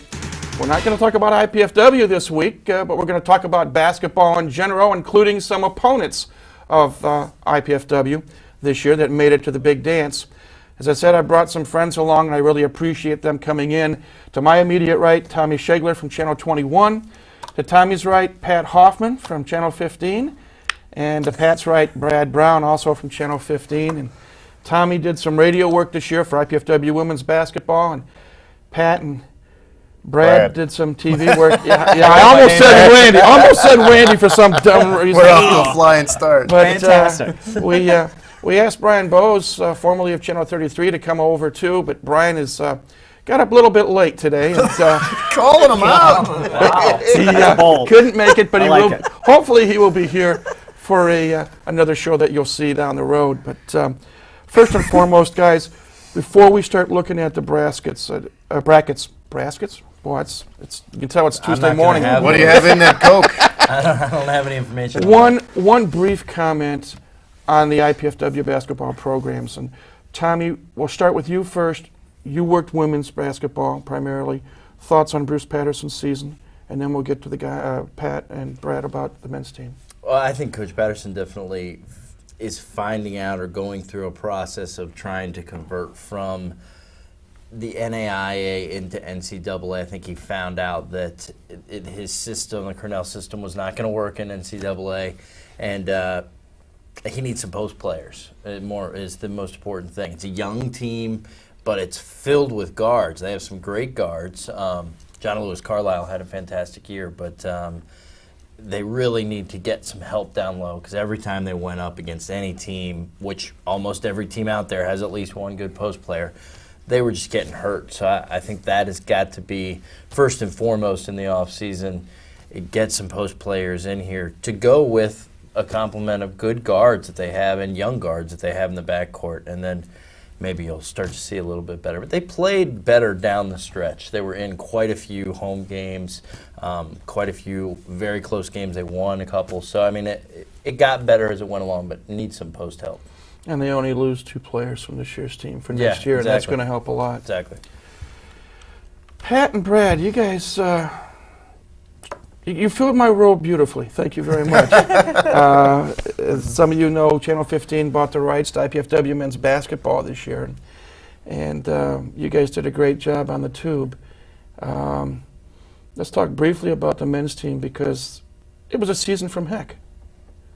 Very well understated there. The thing is, it was almost, I don't want to say doomed from the start, but they were coming into the difficult situation that they have faced since they went to Division I, playing that schedule, the inordinate amount of road games, and then with David Simon, I think, being hurt and not being able to practice with the team leading up to the start of the season, and then you start the season, you're kind of already a little bit behind the 8 ball with that situation, and I think Quentin Butler and David never truly meshed the way that I think they would have if they would have had a full summer of playing together. And I thought the kids battled hard. I think more than anything what they really need is confidence. Because I think when they get that mindset that they can win, we saw against Utah State, a team that's in the tournament, that they can win. But it's wins will bring that confidence, and until they get more wins, I thought you got to give the kids and the coaching staffs in a difficult situation a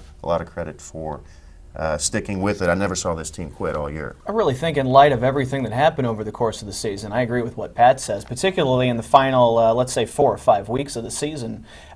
They won a game, and then they were competitive in another game and won another game, and you could just kind of see those guys out there on any given night. They started to kind of get a sense of what it meant to win, as opposed to just going out there and going through the paces that they went through so many times of having to deal with. Yeah, Mike, you better be really important. Yeah, this happened the last time we were Mike's got his cell phone. It's the first time that's happened. Sorry about that. That's fine. But I think that they go through the early part of that season, and you just kind of have to mail it in when you're in those tough games. But by the time they got to that last month of the season, they went out there not just playing to win, but expecting to win a couple of those games, particularly at home. They were really out to try and put on a good show for those home fans, and I think kind of proved to people and proved to themselves that they had something to work toward thinking ahead to next season. And they only lose one guy. Unfortunately, it's a big very guy. good, big guy, Dave Simon. Well, let's get into why I asked you to come over here today, guys. And And it's an idea that Brad and Tommy, you were here before earlier in the year, and you Did guys he call me out that day and say Pat overslept? Yeah, maybe. Even though he had the wrong email for me, doesn't realize that. What can I say? I didn't know if he called me out like Bose. Shots being fired out. In any event, you guys came up with the idea, let's get together after the Selection Sunday special. And so that's why we're here. And Pretty esteemed panel, I might add. that's true. Combined, we have one. Mo, Larry, expert Curly, here. and Shemp. So what can I say?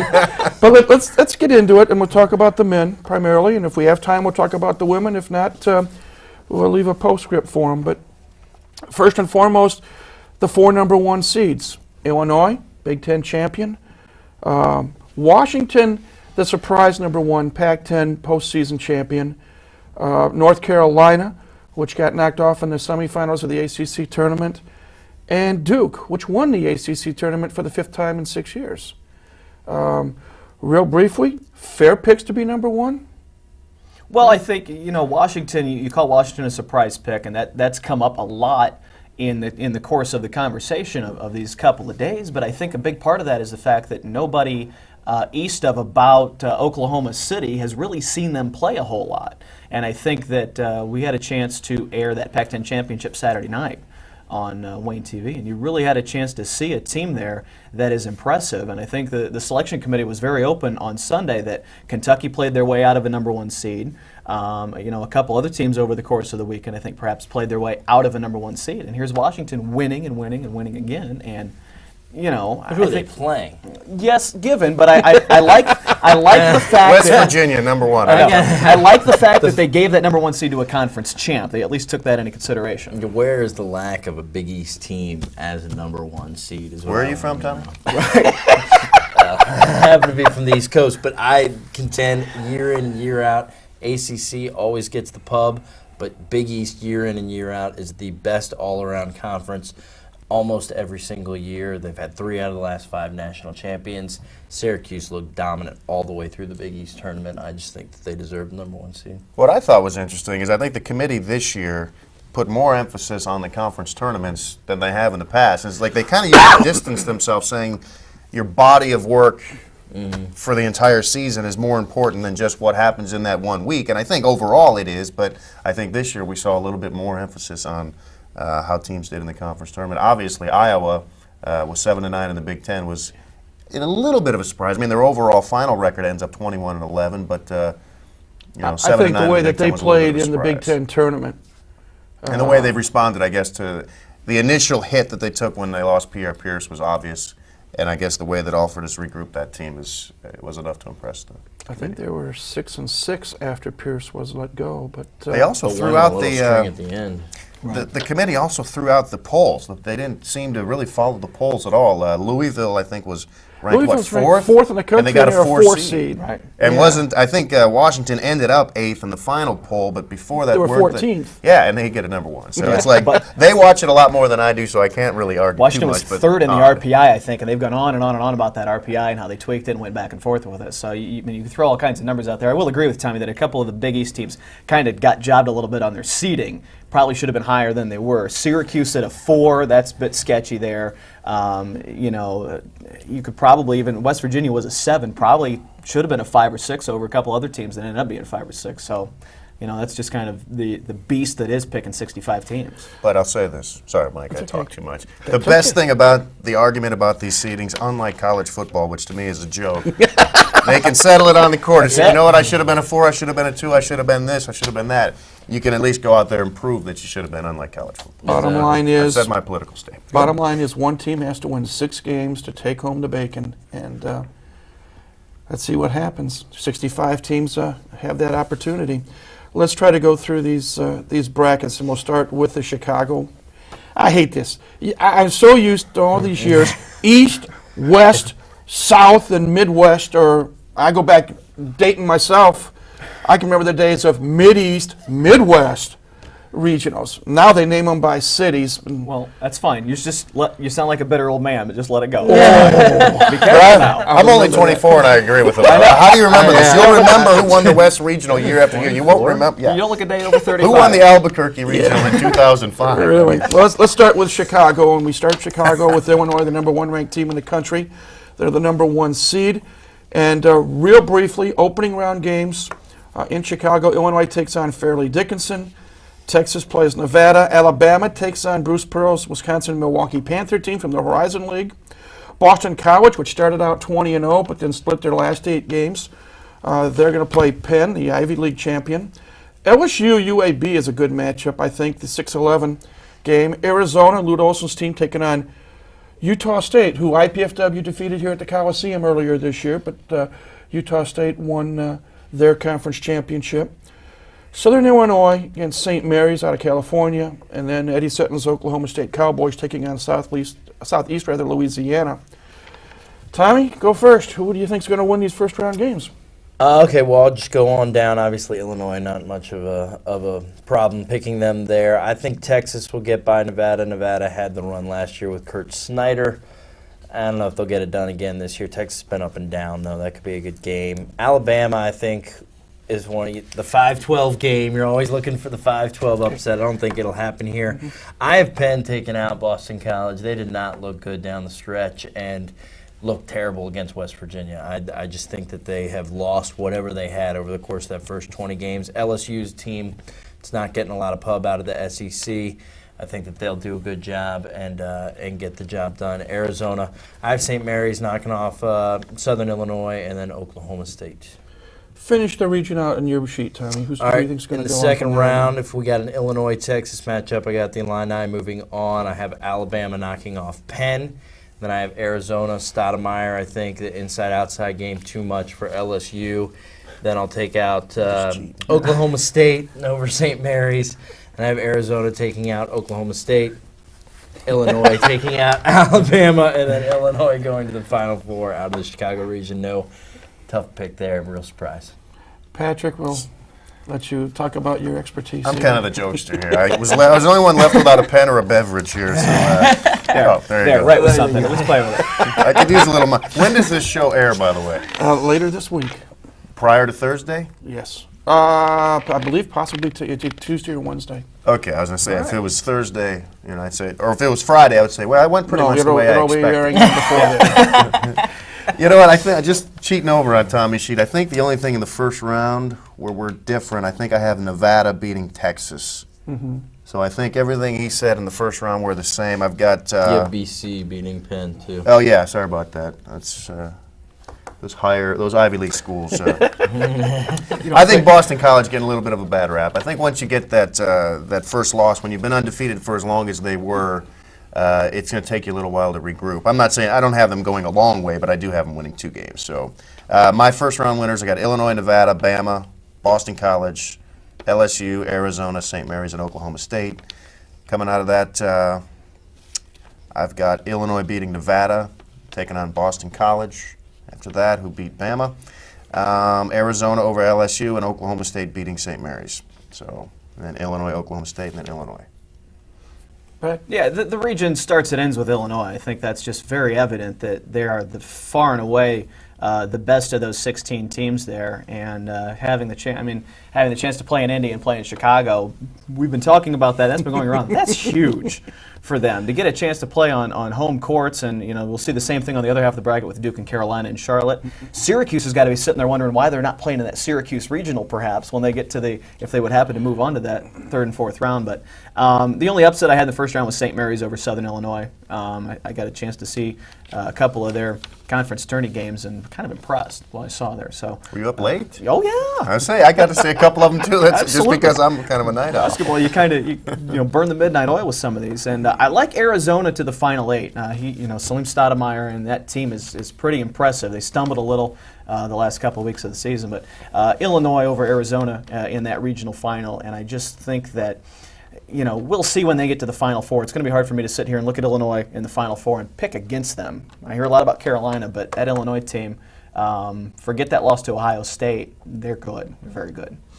Let's try to speed things up because John says we're talking too much. Let's jump ahead. The Albuquerque region. And again, Washington's the top seed. Wake Forest is the 2 seed. Some potential interesting, not just first round, but second round matchups. And I'm thinking, for example, if Pitt beats Pacific and Washington wins, Pitt-Washington, I think Pitt could take out Washington in round 2 myself. You're a smart guy. I wrote that down. Funny Georgia you should say Tech, that. Georgia Tech, Louisville. If Georgia Tech and Louisville win their first 4 games, that'll be a heck of a ball game. Georgia Tech, I've got them going to the Final Four because I think Georgia Tech is playing really well now. They got their health back, and Bynum and Jack and Schenzer, the big guy in the middle. I think, though, I kind of agree. I wrote down Georgia Tech, but Louisville has been impressive through here. But you got to. They struggled in the conference and they did. USA tournament. That's very true. They're a couple free throws away from losing. That free throw that's defense true. was good, though. Won them the championship. Memphis helped them out on that one. Don't sleep on West Virginia either, boys. Tell them we about knew at some point it was The coming. Mountaineers are coming strong. We'll get to them momentarily. The bottom half of the Albuquerque bracket, you got a potential Gonzaga-Wake Forest matchup. And, you know, I guess really to try to speed things up, who do you think is going to come out of Albuquerque heading to St. Louis? I have Georgia Tech. I think the entire bracket is won and lost in the Georgia Tech Louisville game. I think that game is going to be a coin flip. But I think that with the 3-headed monster, we talk about guard play, and when you have Jack and you have Elder and you have Bynum, and they have the big guy down low, I just think Georgia Tech, the way they looked in the ACC tournament, I have them coming out of the region. I do have West Virginia knocking off Wake Forest and Gonzaga, however. You can have that. Yeah, you got to give Wake Forest a puncher's chance, though. Yeah. I don't know if anybody got it. As long as Chris Paul is on the floor being able to throw that punch. I think it's that Chris Paul thing. I think that team is struggling. I think that they did not finish the year well. But I've actually got Wake Forest going, coming out of that. But and the surprise thing, I really would like to see Texas Tech get a win. UCLA, I saw them against Notre Dame. They shot lights out. Then I saw them, I can't remember who else I saw them against, and they were terrible. Got knocked out in the first round of the Pac-10 tournament? I just got a feeling Knight's going to get a win against UCLA. I actually have them beating Gonzaga, but I think that's kind of just, I want to see the storyline of Coach Knight in the Sweet 16. Right. Probably unlikely, but that's kind of where I'm going. Same here. Texas Tech played pretty well in that Big 12 tournament, so I'll give Coach Knight 2 wins and put them in the Sweet 16. Georgia Tech, I did put Georgia Tech in the Final Four just because they're the team right now, and they got what, as Tommy said, got the guards, got the defense, they got a big guy. I mean, that's just one of those things that you put that combination together. UConn did it last year, and Syracuse the year before that, and they ran all the way to the title with it. So Texas Tech, Wake down there, Pitt, Georgia Tech. I do like Pitt in that second round game over Washington. So do I. Yeah, I think that Washington, as much as I sat here and yapped about him being a good number 1 seed, Pitt, another Big East team that played really well this season. Got a good freshman in Tate. Yeah, impressive. Let's jump to Syracuse, and we basically got about 2.5 minutes to discuss each of the other 2 regionals and then move it up into St. Louis. But you have the potential for a North Carolina-Kansas matchup as you go through that bracket. North Carolina, the top seed in that region.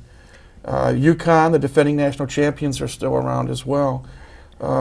Quick thoughts? This is the big daddy of them all when you look at the 4 brackets. I mean, the guys that are in this bracket, when you look down, you have UNC, you have Kansas, you have UConn. I mean, you have Florida, who's red hot right now. I have UConn knocking off Kansas and meeting up with UNC in the Elite 8, and UNC moving on to the Final 4. You know what you said, I just wrote it down. North Carolina, Kansas, I got it. I got North Carolina, Kansas making it through. I think Kansas.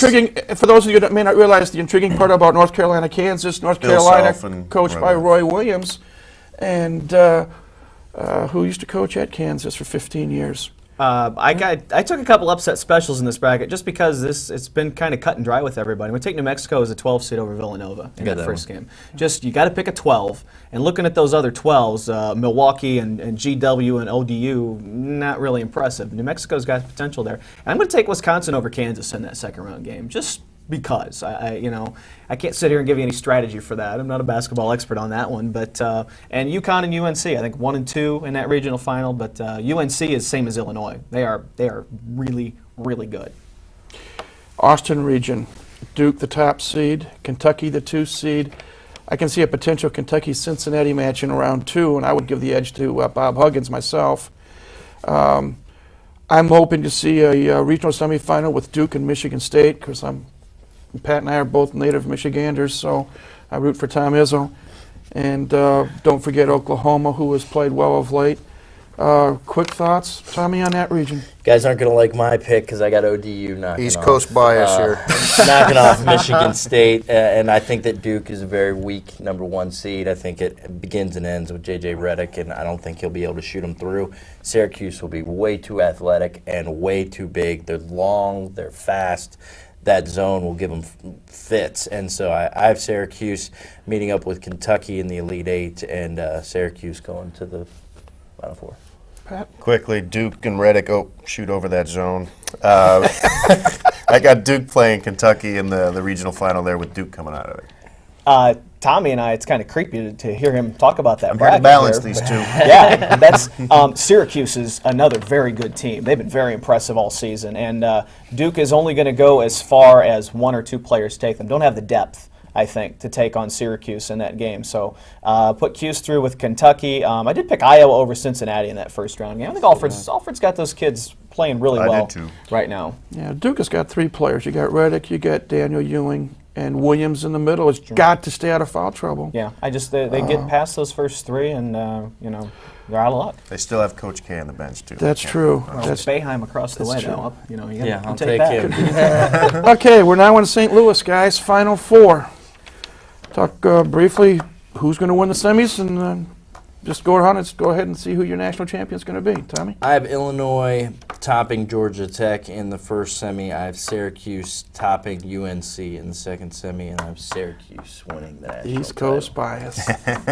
I've got Illinois beating Wake Forest, although honestly, Illinois, I'm all for them. I don't think the competition that they face game in, game out in the Big Ten was as good as Wake Forest, but I'm going to take Illinois, and then I've got North Carolina beating Duke.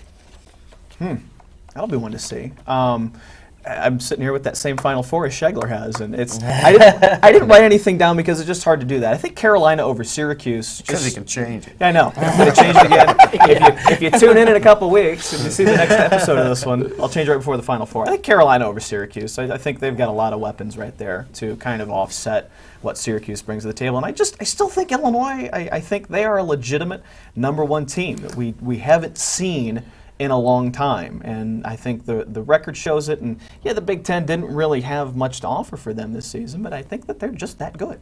So I agree with that.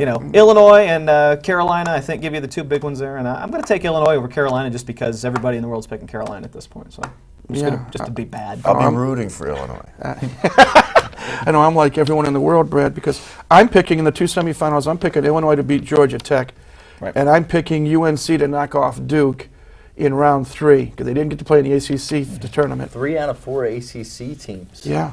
Me too. Me and the Wizard. Yeah. You mean you, buddy. How about that? Wow. And then I've got North Carolina beating Illinois in the championship game because we're like Roy clones. Williams is going to finally hit the Mecca. That's my only fear is Roy Williams is the coach. But guys, it's been great. John says basically we're out of time. I appreciate you coming over. We're having fun with this, and we will let you know how everyone's picks turn out later on here on Mastodon Spotlight. But thank you for coming in. Continue the good work you guys do for your respective TV stations, letting the viewers know what's going on in the sports world, and come back and visit us again. You bet. Thanks, Mike. Yep. Appreciate it. We've been chatting today, 3 special friends of mine, Tommy Schegler from Channel 21, Pat Hoffman, Brad Brown from Channel 15. We've been going over the NCAA men's tournament. Sorry we didn't have time to do the women's tournament, but in a nutshell, I'm picking Baylor. I think Pat's picking Tennessee. No, I got Carolina and Carolina. Carolina. Give me Tennessee, I'll take it. I'll take Tennessee, too. So 2 Tennessees, a Baylor, and then a UNC in the women's. UConn. No. East Coast. Go back to the East Coast, Tommy. That's it for this edition of Mastodon Spotlight. Again, thanks to the guys. Thanks to our sponsor, who I forgot to mention at the beginning of the program, Ryan Steakhouse, located on North Clinton Street across from Scott's Foods. And thank you for tuning in to see what's going on most of the time with IPFW Athletics. We're ready to come back again next week for another edition of the program. But until then, this is Mike Moss saying have a great week and continue to go Dons.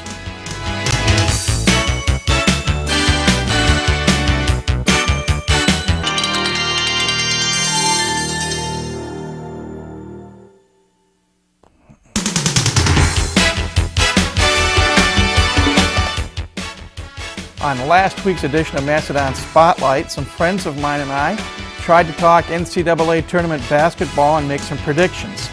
Well, enough of basketball. On this week's show, our emphasis is going to be on golf, plus we'll show you what took place with other sports here at IPFW over the past week or so. Again, please stay tuned to Mastodon Spotlight. It's coming your way next right here on College 56 Sports.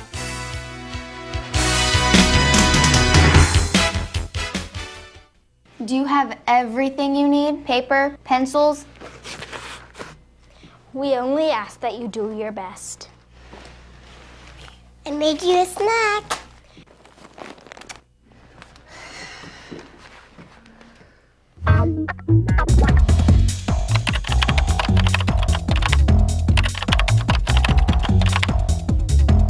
Indiana University, Purdue University, Fort Wayne. One university, two great names.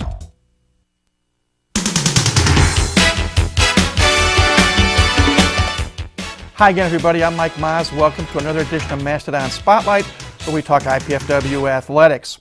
Our show is brought to you courtesy of our good friends over at Ryan Steakhouse, located on North Clinton Street across from Scott's Foods. As I said a few moments ago, some friends of mine, Tommy Shegler from Channel 21, Brad Brown, Pat Hoffman from Channel 15, came over last week and we tried to give our predictions for NCAA basketball. They were horrible for all of us, so we're going to throw out basketball and we're going to turn our attention to golf. And after this short break, we'll be seeing some of what took place over the last week with IPFW athletics. We're going to speak with Jeff Marsh, who is the head coach for both men's and women's golf here at IPFW, and some of his players, Kelly Wood from the women's team, and Nathan Hoff and Patrick Floria from the men's team. So that's what's ahead here on Mastodon Spotlight. We'll take a break, show you what happened, and then we'll bring back head coach Jeff Marsh. So please stay with us. Mastodon Spotlight returns in just a moment.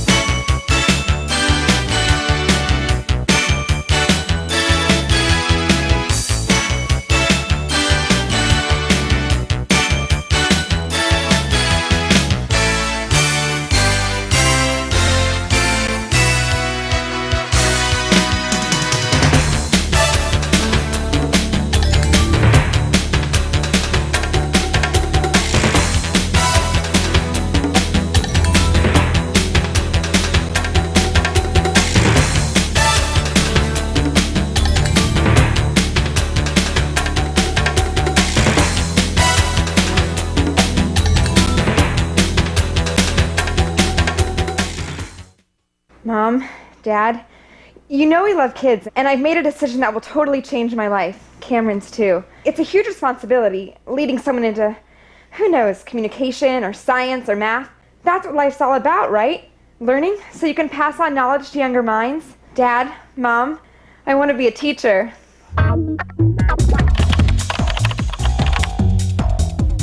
Indiana University, Purdue University, Fort Wayne. One university, two great names.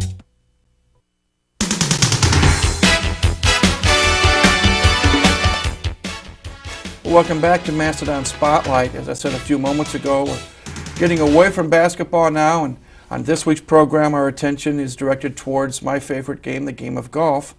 And here to chat IPFW golf with us is the head coach for both men and women here at the university, Jeff Marsh. Welcome back. Thank you. Thank you. It's not golfing weather outside here, No, here in Fort Wayne. Not right now, but we're headed south, so we'll get some playing time in.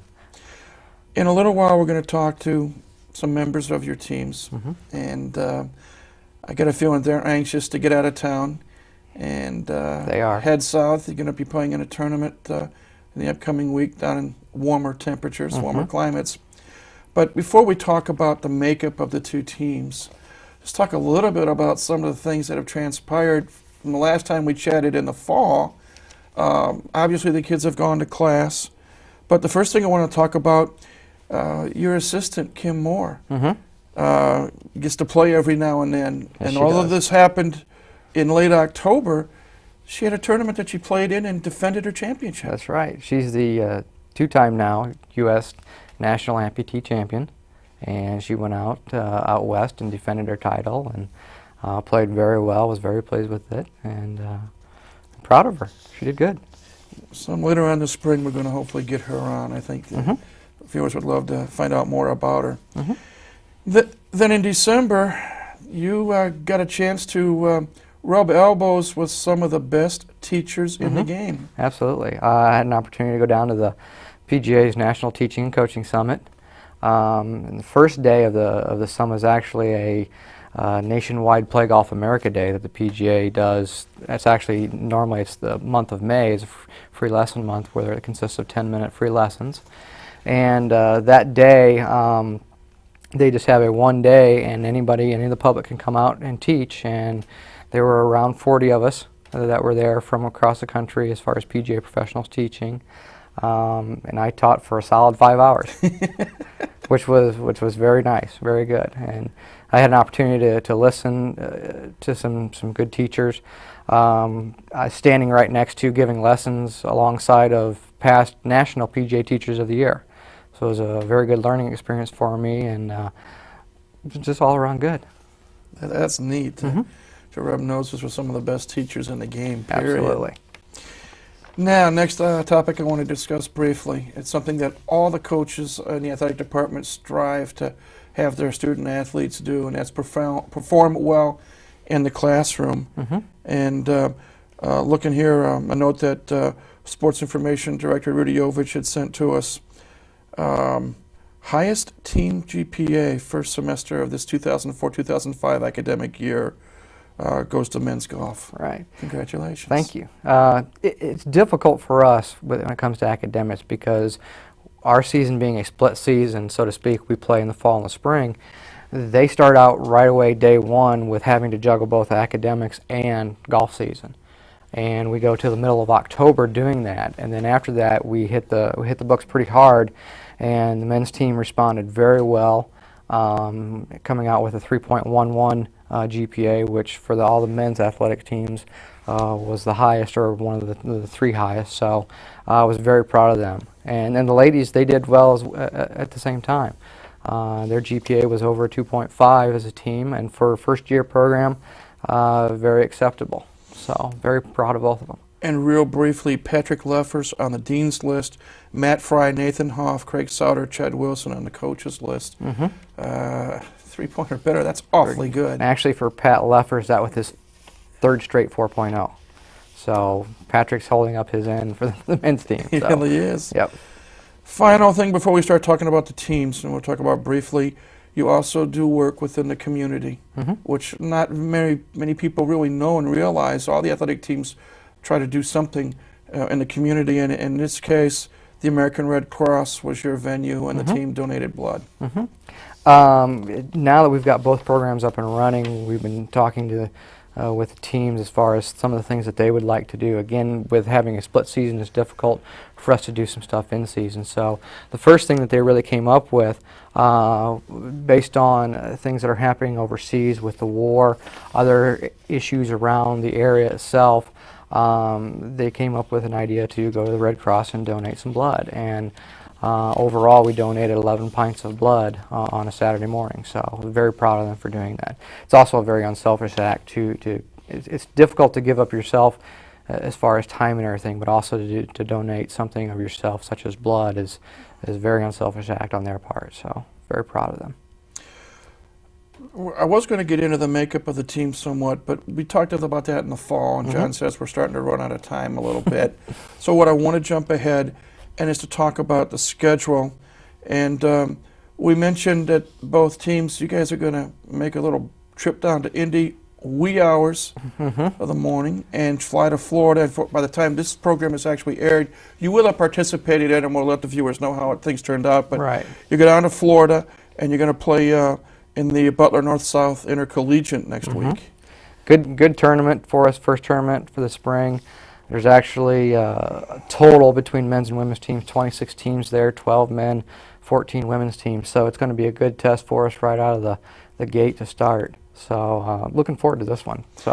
And on the women's team, there are 5 players, and they'll all play. In the men's team, you have more than 5, but only 5 will make the trip. Correct.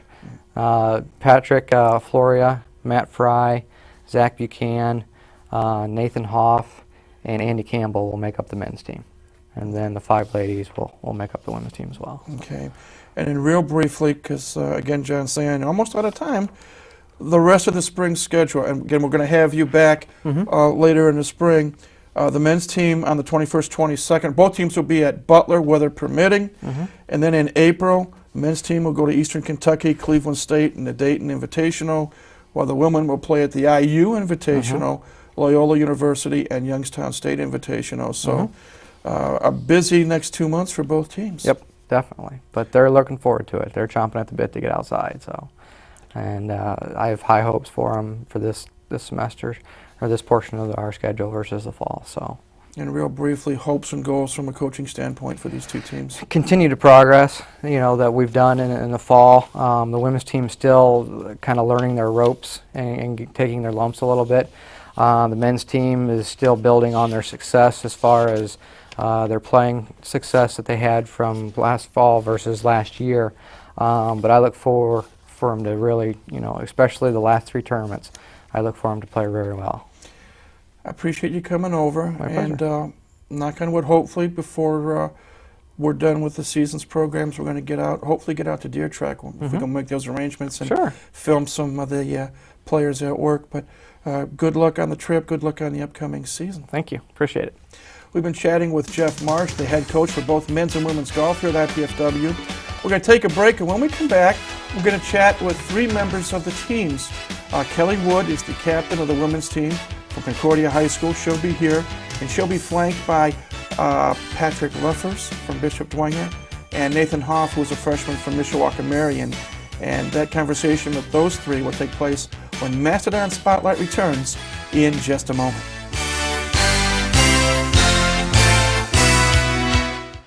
Are you in there?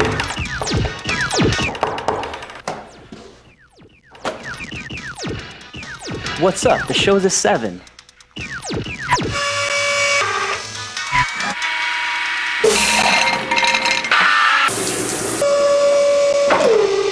Whoa.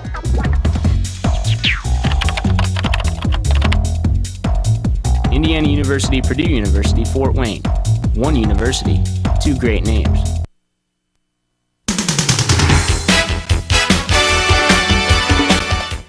Welcome back to Mastodon Spotlight.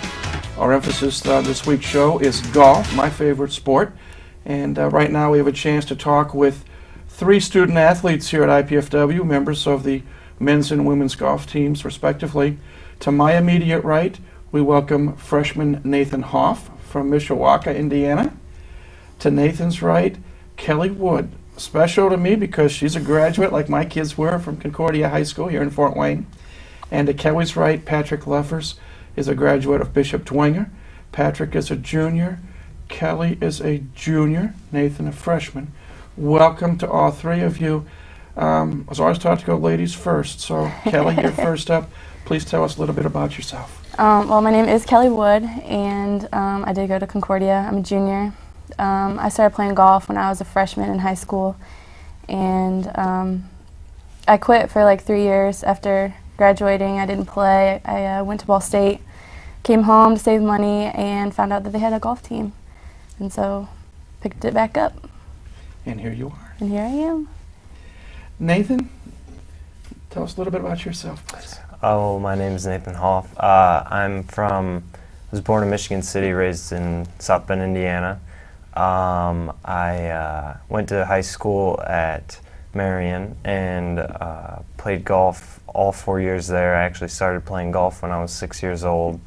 This will be my 13th season. I played all 4 years, was a 3-year varsity letterman, and we did extremely well. We won state 1 year and got 6th one and then the next year and 10th the next year, so I got to play some state championships down there. And then I came here to IPFW, and I'm enjoying it. And Patrick? My name is Patrick Leffers. I'm a junior here at IPFW. I was born and raised in Fort Wayne, Indiana, right down the street from school here. Me too, like Kelly, they didn't have a golf team when I started here at IPFW. I heard about it one day and I was trying out the next day, and I'd made the team by the end of the week. So I had just been getting back into it, but just like Nathan, I've been playing since I was a little kid, ever since I can remember my dad taking me out and starting me. Question I'll ask each of you, and you can answer it whichever order you wish, but what led each of you to come from high school, or in your case, Kelly, from Ball State, to come back here? What led you to come to Fort Wayne, or stay in Fort Wayne, in your case, Patrick, to play golf and to attend school here at IPFW? Nathan?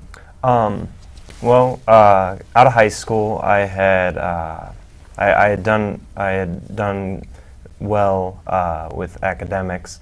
I had considered looking at Seton Hall, DePaul University, and IPFW. What really brought me here was Coach Marsh. He had recruited me to come here. I think he's a great coach. He's really stepping this program up, although we are a beginning program. I have a lot of friends from Marion who, 2 or 3 of them went to Notre Dame to play, and we always get to compare, how this program's run, how our program's run, and I really think that I'm excited to be a part of this program, and seeing what Coach Marsh had to present to me at my visit, I was really excited and decided to commit to come here. Being from Mishawaka, school you didn't mention as a possibility. Did you ever think about staying home and playing at or going to Notre Dame?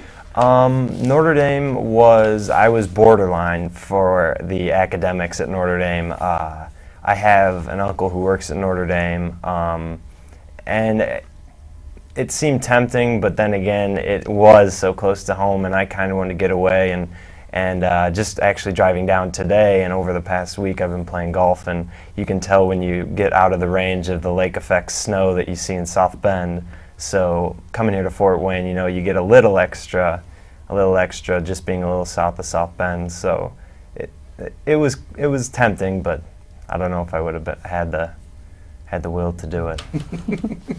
Patrick, I'll come to you. You mentioned you were here at Bishop Dwenger, native of Fort Wayne. Yep.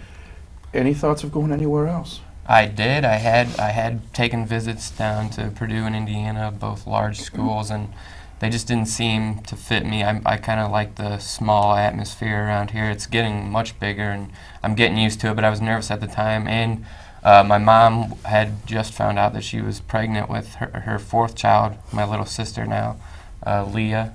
And so that had a big thing to do with it, because I wanted to stay, and I wanted to be there for my parents and for my little sister when she was growing up. So that made it a lot easier staying.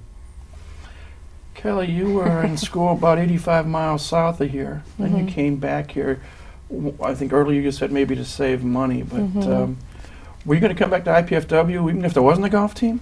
Yeah, well, I did, because I only went my freshman year to Ball State, and like Patrick, I am such a homebody. I love to be home, and so it was nice to get away and to be away from home, but I wanted to come back for that reason and to save money, and I went part-time last year.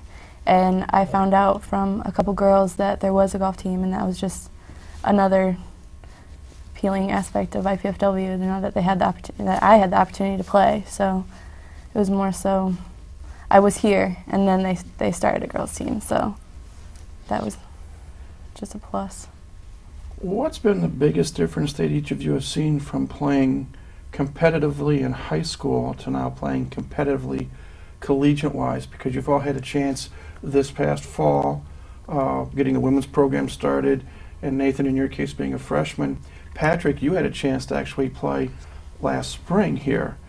Well, for each of you, what's been the biggest difference from playing in high school to playing in college? Patrick, we'll start with you. I would say the biggest difference, besides the courses that we play being much harder, the level of the athletes out there are much greater. In high school, each team had one or maybe two people, if you were a really good team, had one or two superstars. Here, when you get to college, all those superstars go to college, and they're the only ones that play, so they're all good. They all have high levels of game, so you can't play mediocre and still feel like you're keeping up with them. You have to play your best all the time. Kelly? For me, it was definitely a big adjustment, especially since I hadn't played for 2 years, and the being a big fish in a little pond and then going to a little fish in a big pond in a big lake. I mean, it's completely different.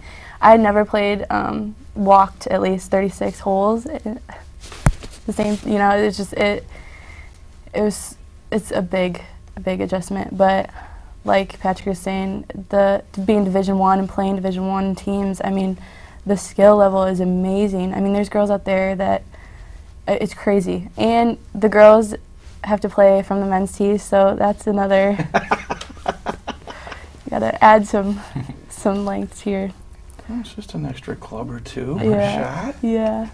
So. Nathan, being a freshman, and you said you had some experience, as you mentioned, 4 years of high school golf, winning a state championship and being in the hunt 2 other times at least. Right. So you've had a little taste of what it's been like on the upper crest of high school golf, but what was it like when you came here and started playing in the fall here? It's a lot different. It's great. I mean, this is where you go out and you get to compete against players that you've heard about, and all the all-state players. I know when we play at Ball State, I played against a few kids that I had watched at state my sophomore and junior year compete against one of my friends who had won state 1 year, and it's so much fun because now we're playing against just the best competition that you'll see in the Midwest. And I mean, I've seen a lot of the names before, and it's fun to try and compete against them. But then again, I've been working with my coach in South Bend. His name's Mark Hamilton. Every time I go out, it's all about working on the right things now. It's about focusing better. It's about, college golf is about, working on the right things and just making sure that everything that you do is to get you to your goal of being on top of the pile. And like she said, when you're in such a huge lake of competition. I'm going to try to squeeze in 2 more questions before we have to say goodbye. Real briefly, best and worst parts of your game, and we'll start with Patrick. By far the worst part of my game, I have to start there. Everybody remembers their flaws, is my short game, my chipping and my putting. Especially my chipping, my putting can be up and down, and I'd say the best part of my game is probably my short iron play is probably the strongest part. I can hit it pretty close when I get those clubs in my hand. Kelly? I think everybody struggles with their short game, and I do, definitely. I'm not a very good putter, but we all struggle with that. But my best, I would say, would have to be my attitude. A lot of girls get really down and upset, if they hit a bad shot, and it's hard to stay focused and, stay in that zone. But I don't have a problem with that. I'm very on it. Even keel, huh? And for me, driving would definitely be off the tee. Is definitely that's my weak point in my game, and definitely my strong point. Contrary to what they said, is putting. My short game, putting. Putting that's what seems to bring it all together in my game. Final quick question: hopes and goals for this coming spring here at IPFW, Nathan? I'd like to see. I'd like to finish in the top 10 at an event. I think it's a long shot, but you got to set your goals high. And for the team, I'd like to see us come within the top 5. I think that we're really starting to come together, and we can do it. Kelly? Overall, the there's only 5 of us, and so I hope to see that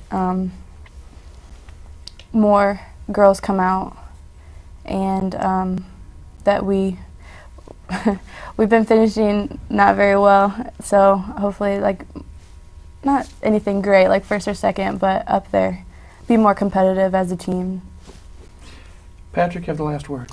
All right. Well, just as Nathan said, I would like to finish a little better myself and see the team, finish a little higher up in the standings at tournaments. But most importantly, I think we just all need to keep improving our games. I've been here since the start, and everyone that I've seen on the team has improved since day one. Since they've come in, like Nathan, everybody's improved their game, their mental attitude.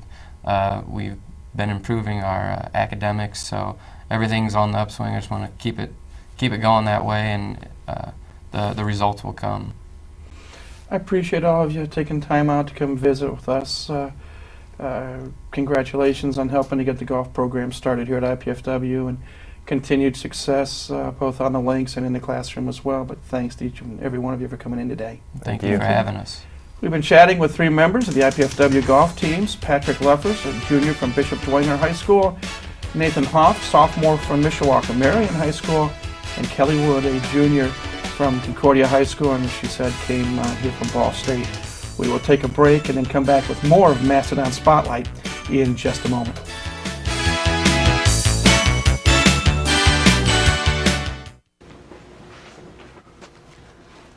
Hi. I was wondering if you wanted to go out maybe or something, if you had time. I can tell by your excitable behavior and verbal faux pas that you have generalized anxiety with paranoid tendencies. It would never work. Okay, thanks.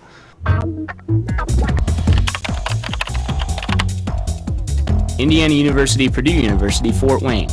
One university, 2 great names.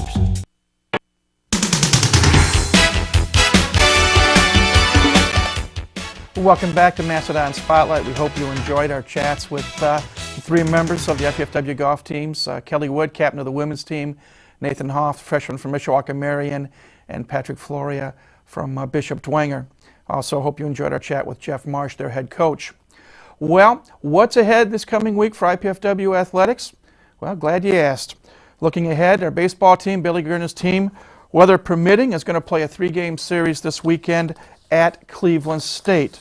Women's softball team, weather permitting, is going to play at Butler, home to Cleveland State on Saturday at 2 o'clock in a doubleheader, and then at Dayton on Sunday for a doubleheader. Again, weather permitting.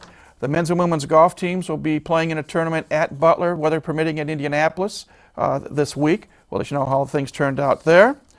The tennis teams, and if I take a real quick break, Western Michigan and Lipscomb both on the road for men's tennis, and for the women's team, they are going to be at Lipscomb on Friday, and that leaves men's volleyball. Coach Arnie Ball's Volleydons are going to be home both Friday and Saturday night here at the Gates Center, taking on nationally ranked Cal State Northridge. Both matches will be at 7 o'clock. Unfortunately, no TV. We will be on the air, Ken Horman and I, on ESPN Radio 1380. So if you can't make it in person, tune in to 1380 at AM for men's volleyball against Cal State Northridge. Well, that's it for this edition of the Mastodon Spotlight. Again, thanks to our guests, thanks to our sponsor, Ryan Steakhouse, and thanks to you for tuning in to see what's going on with IPFW Athletics. We invite you to come back again next week for another edition of the program, but until then, this is Mike Maas saying, have a great week. Come on out Friday and Saturday to watch volleyball, or Saturday, I should say, to watch softball. And remember to continue to go Dons.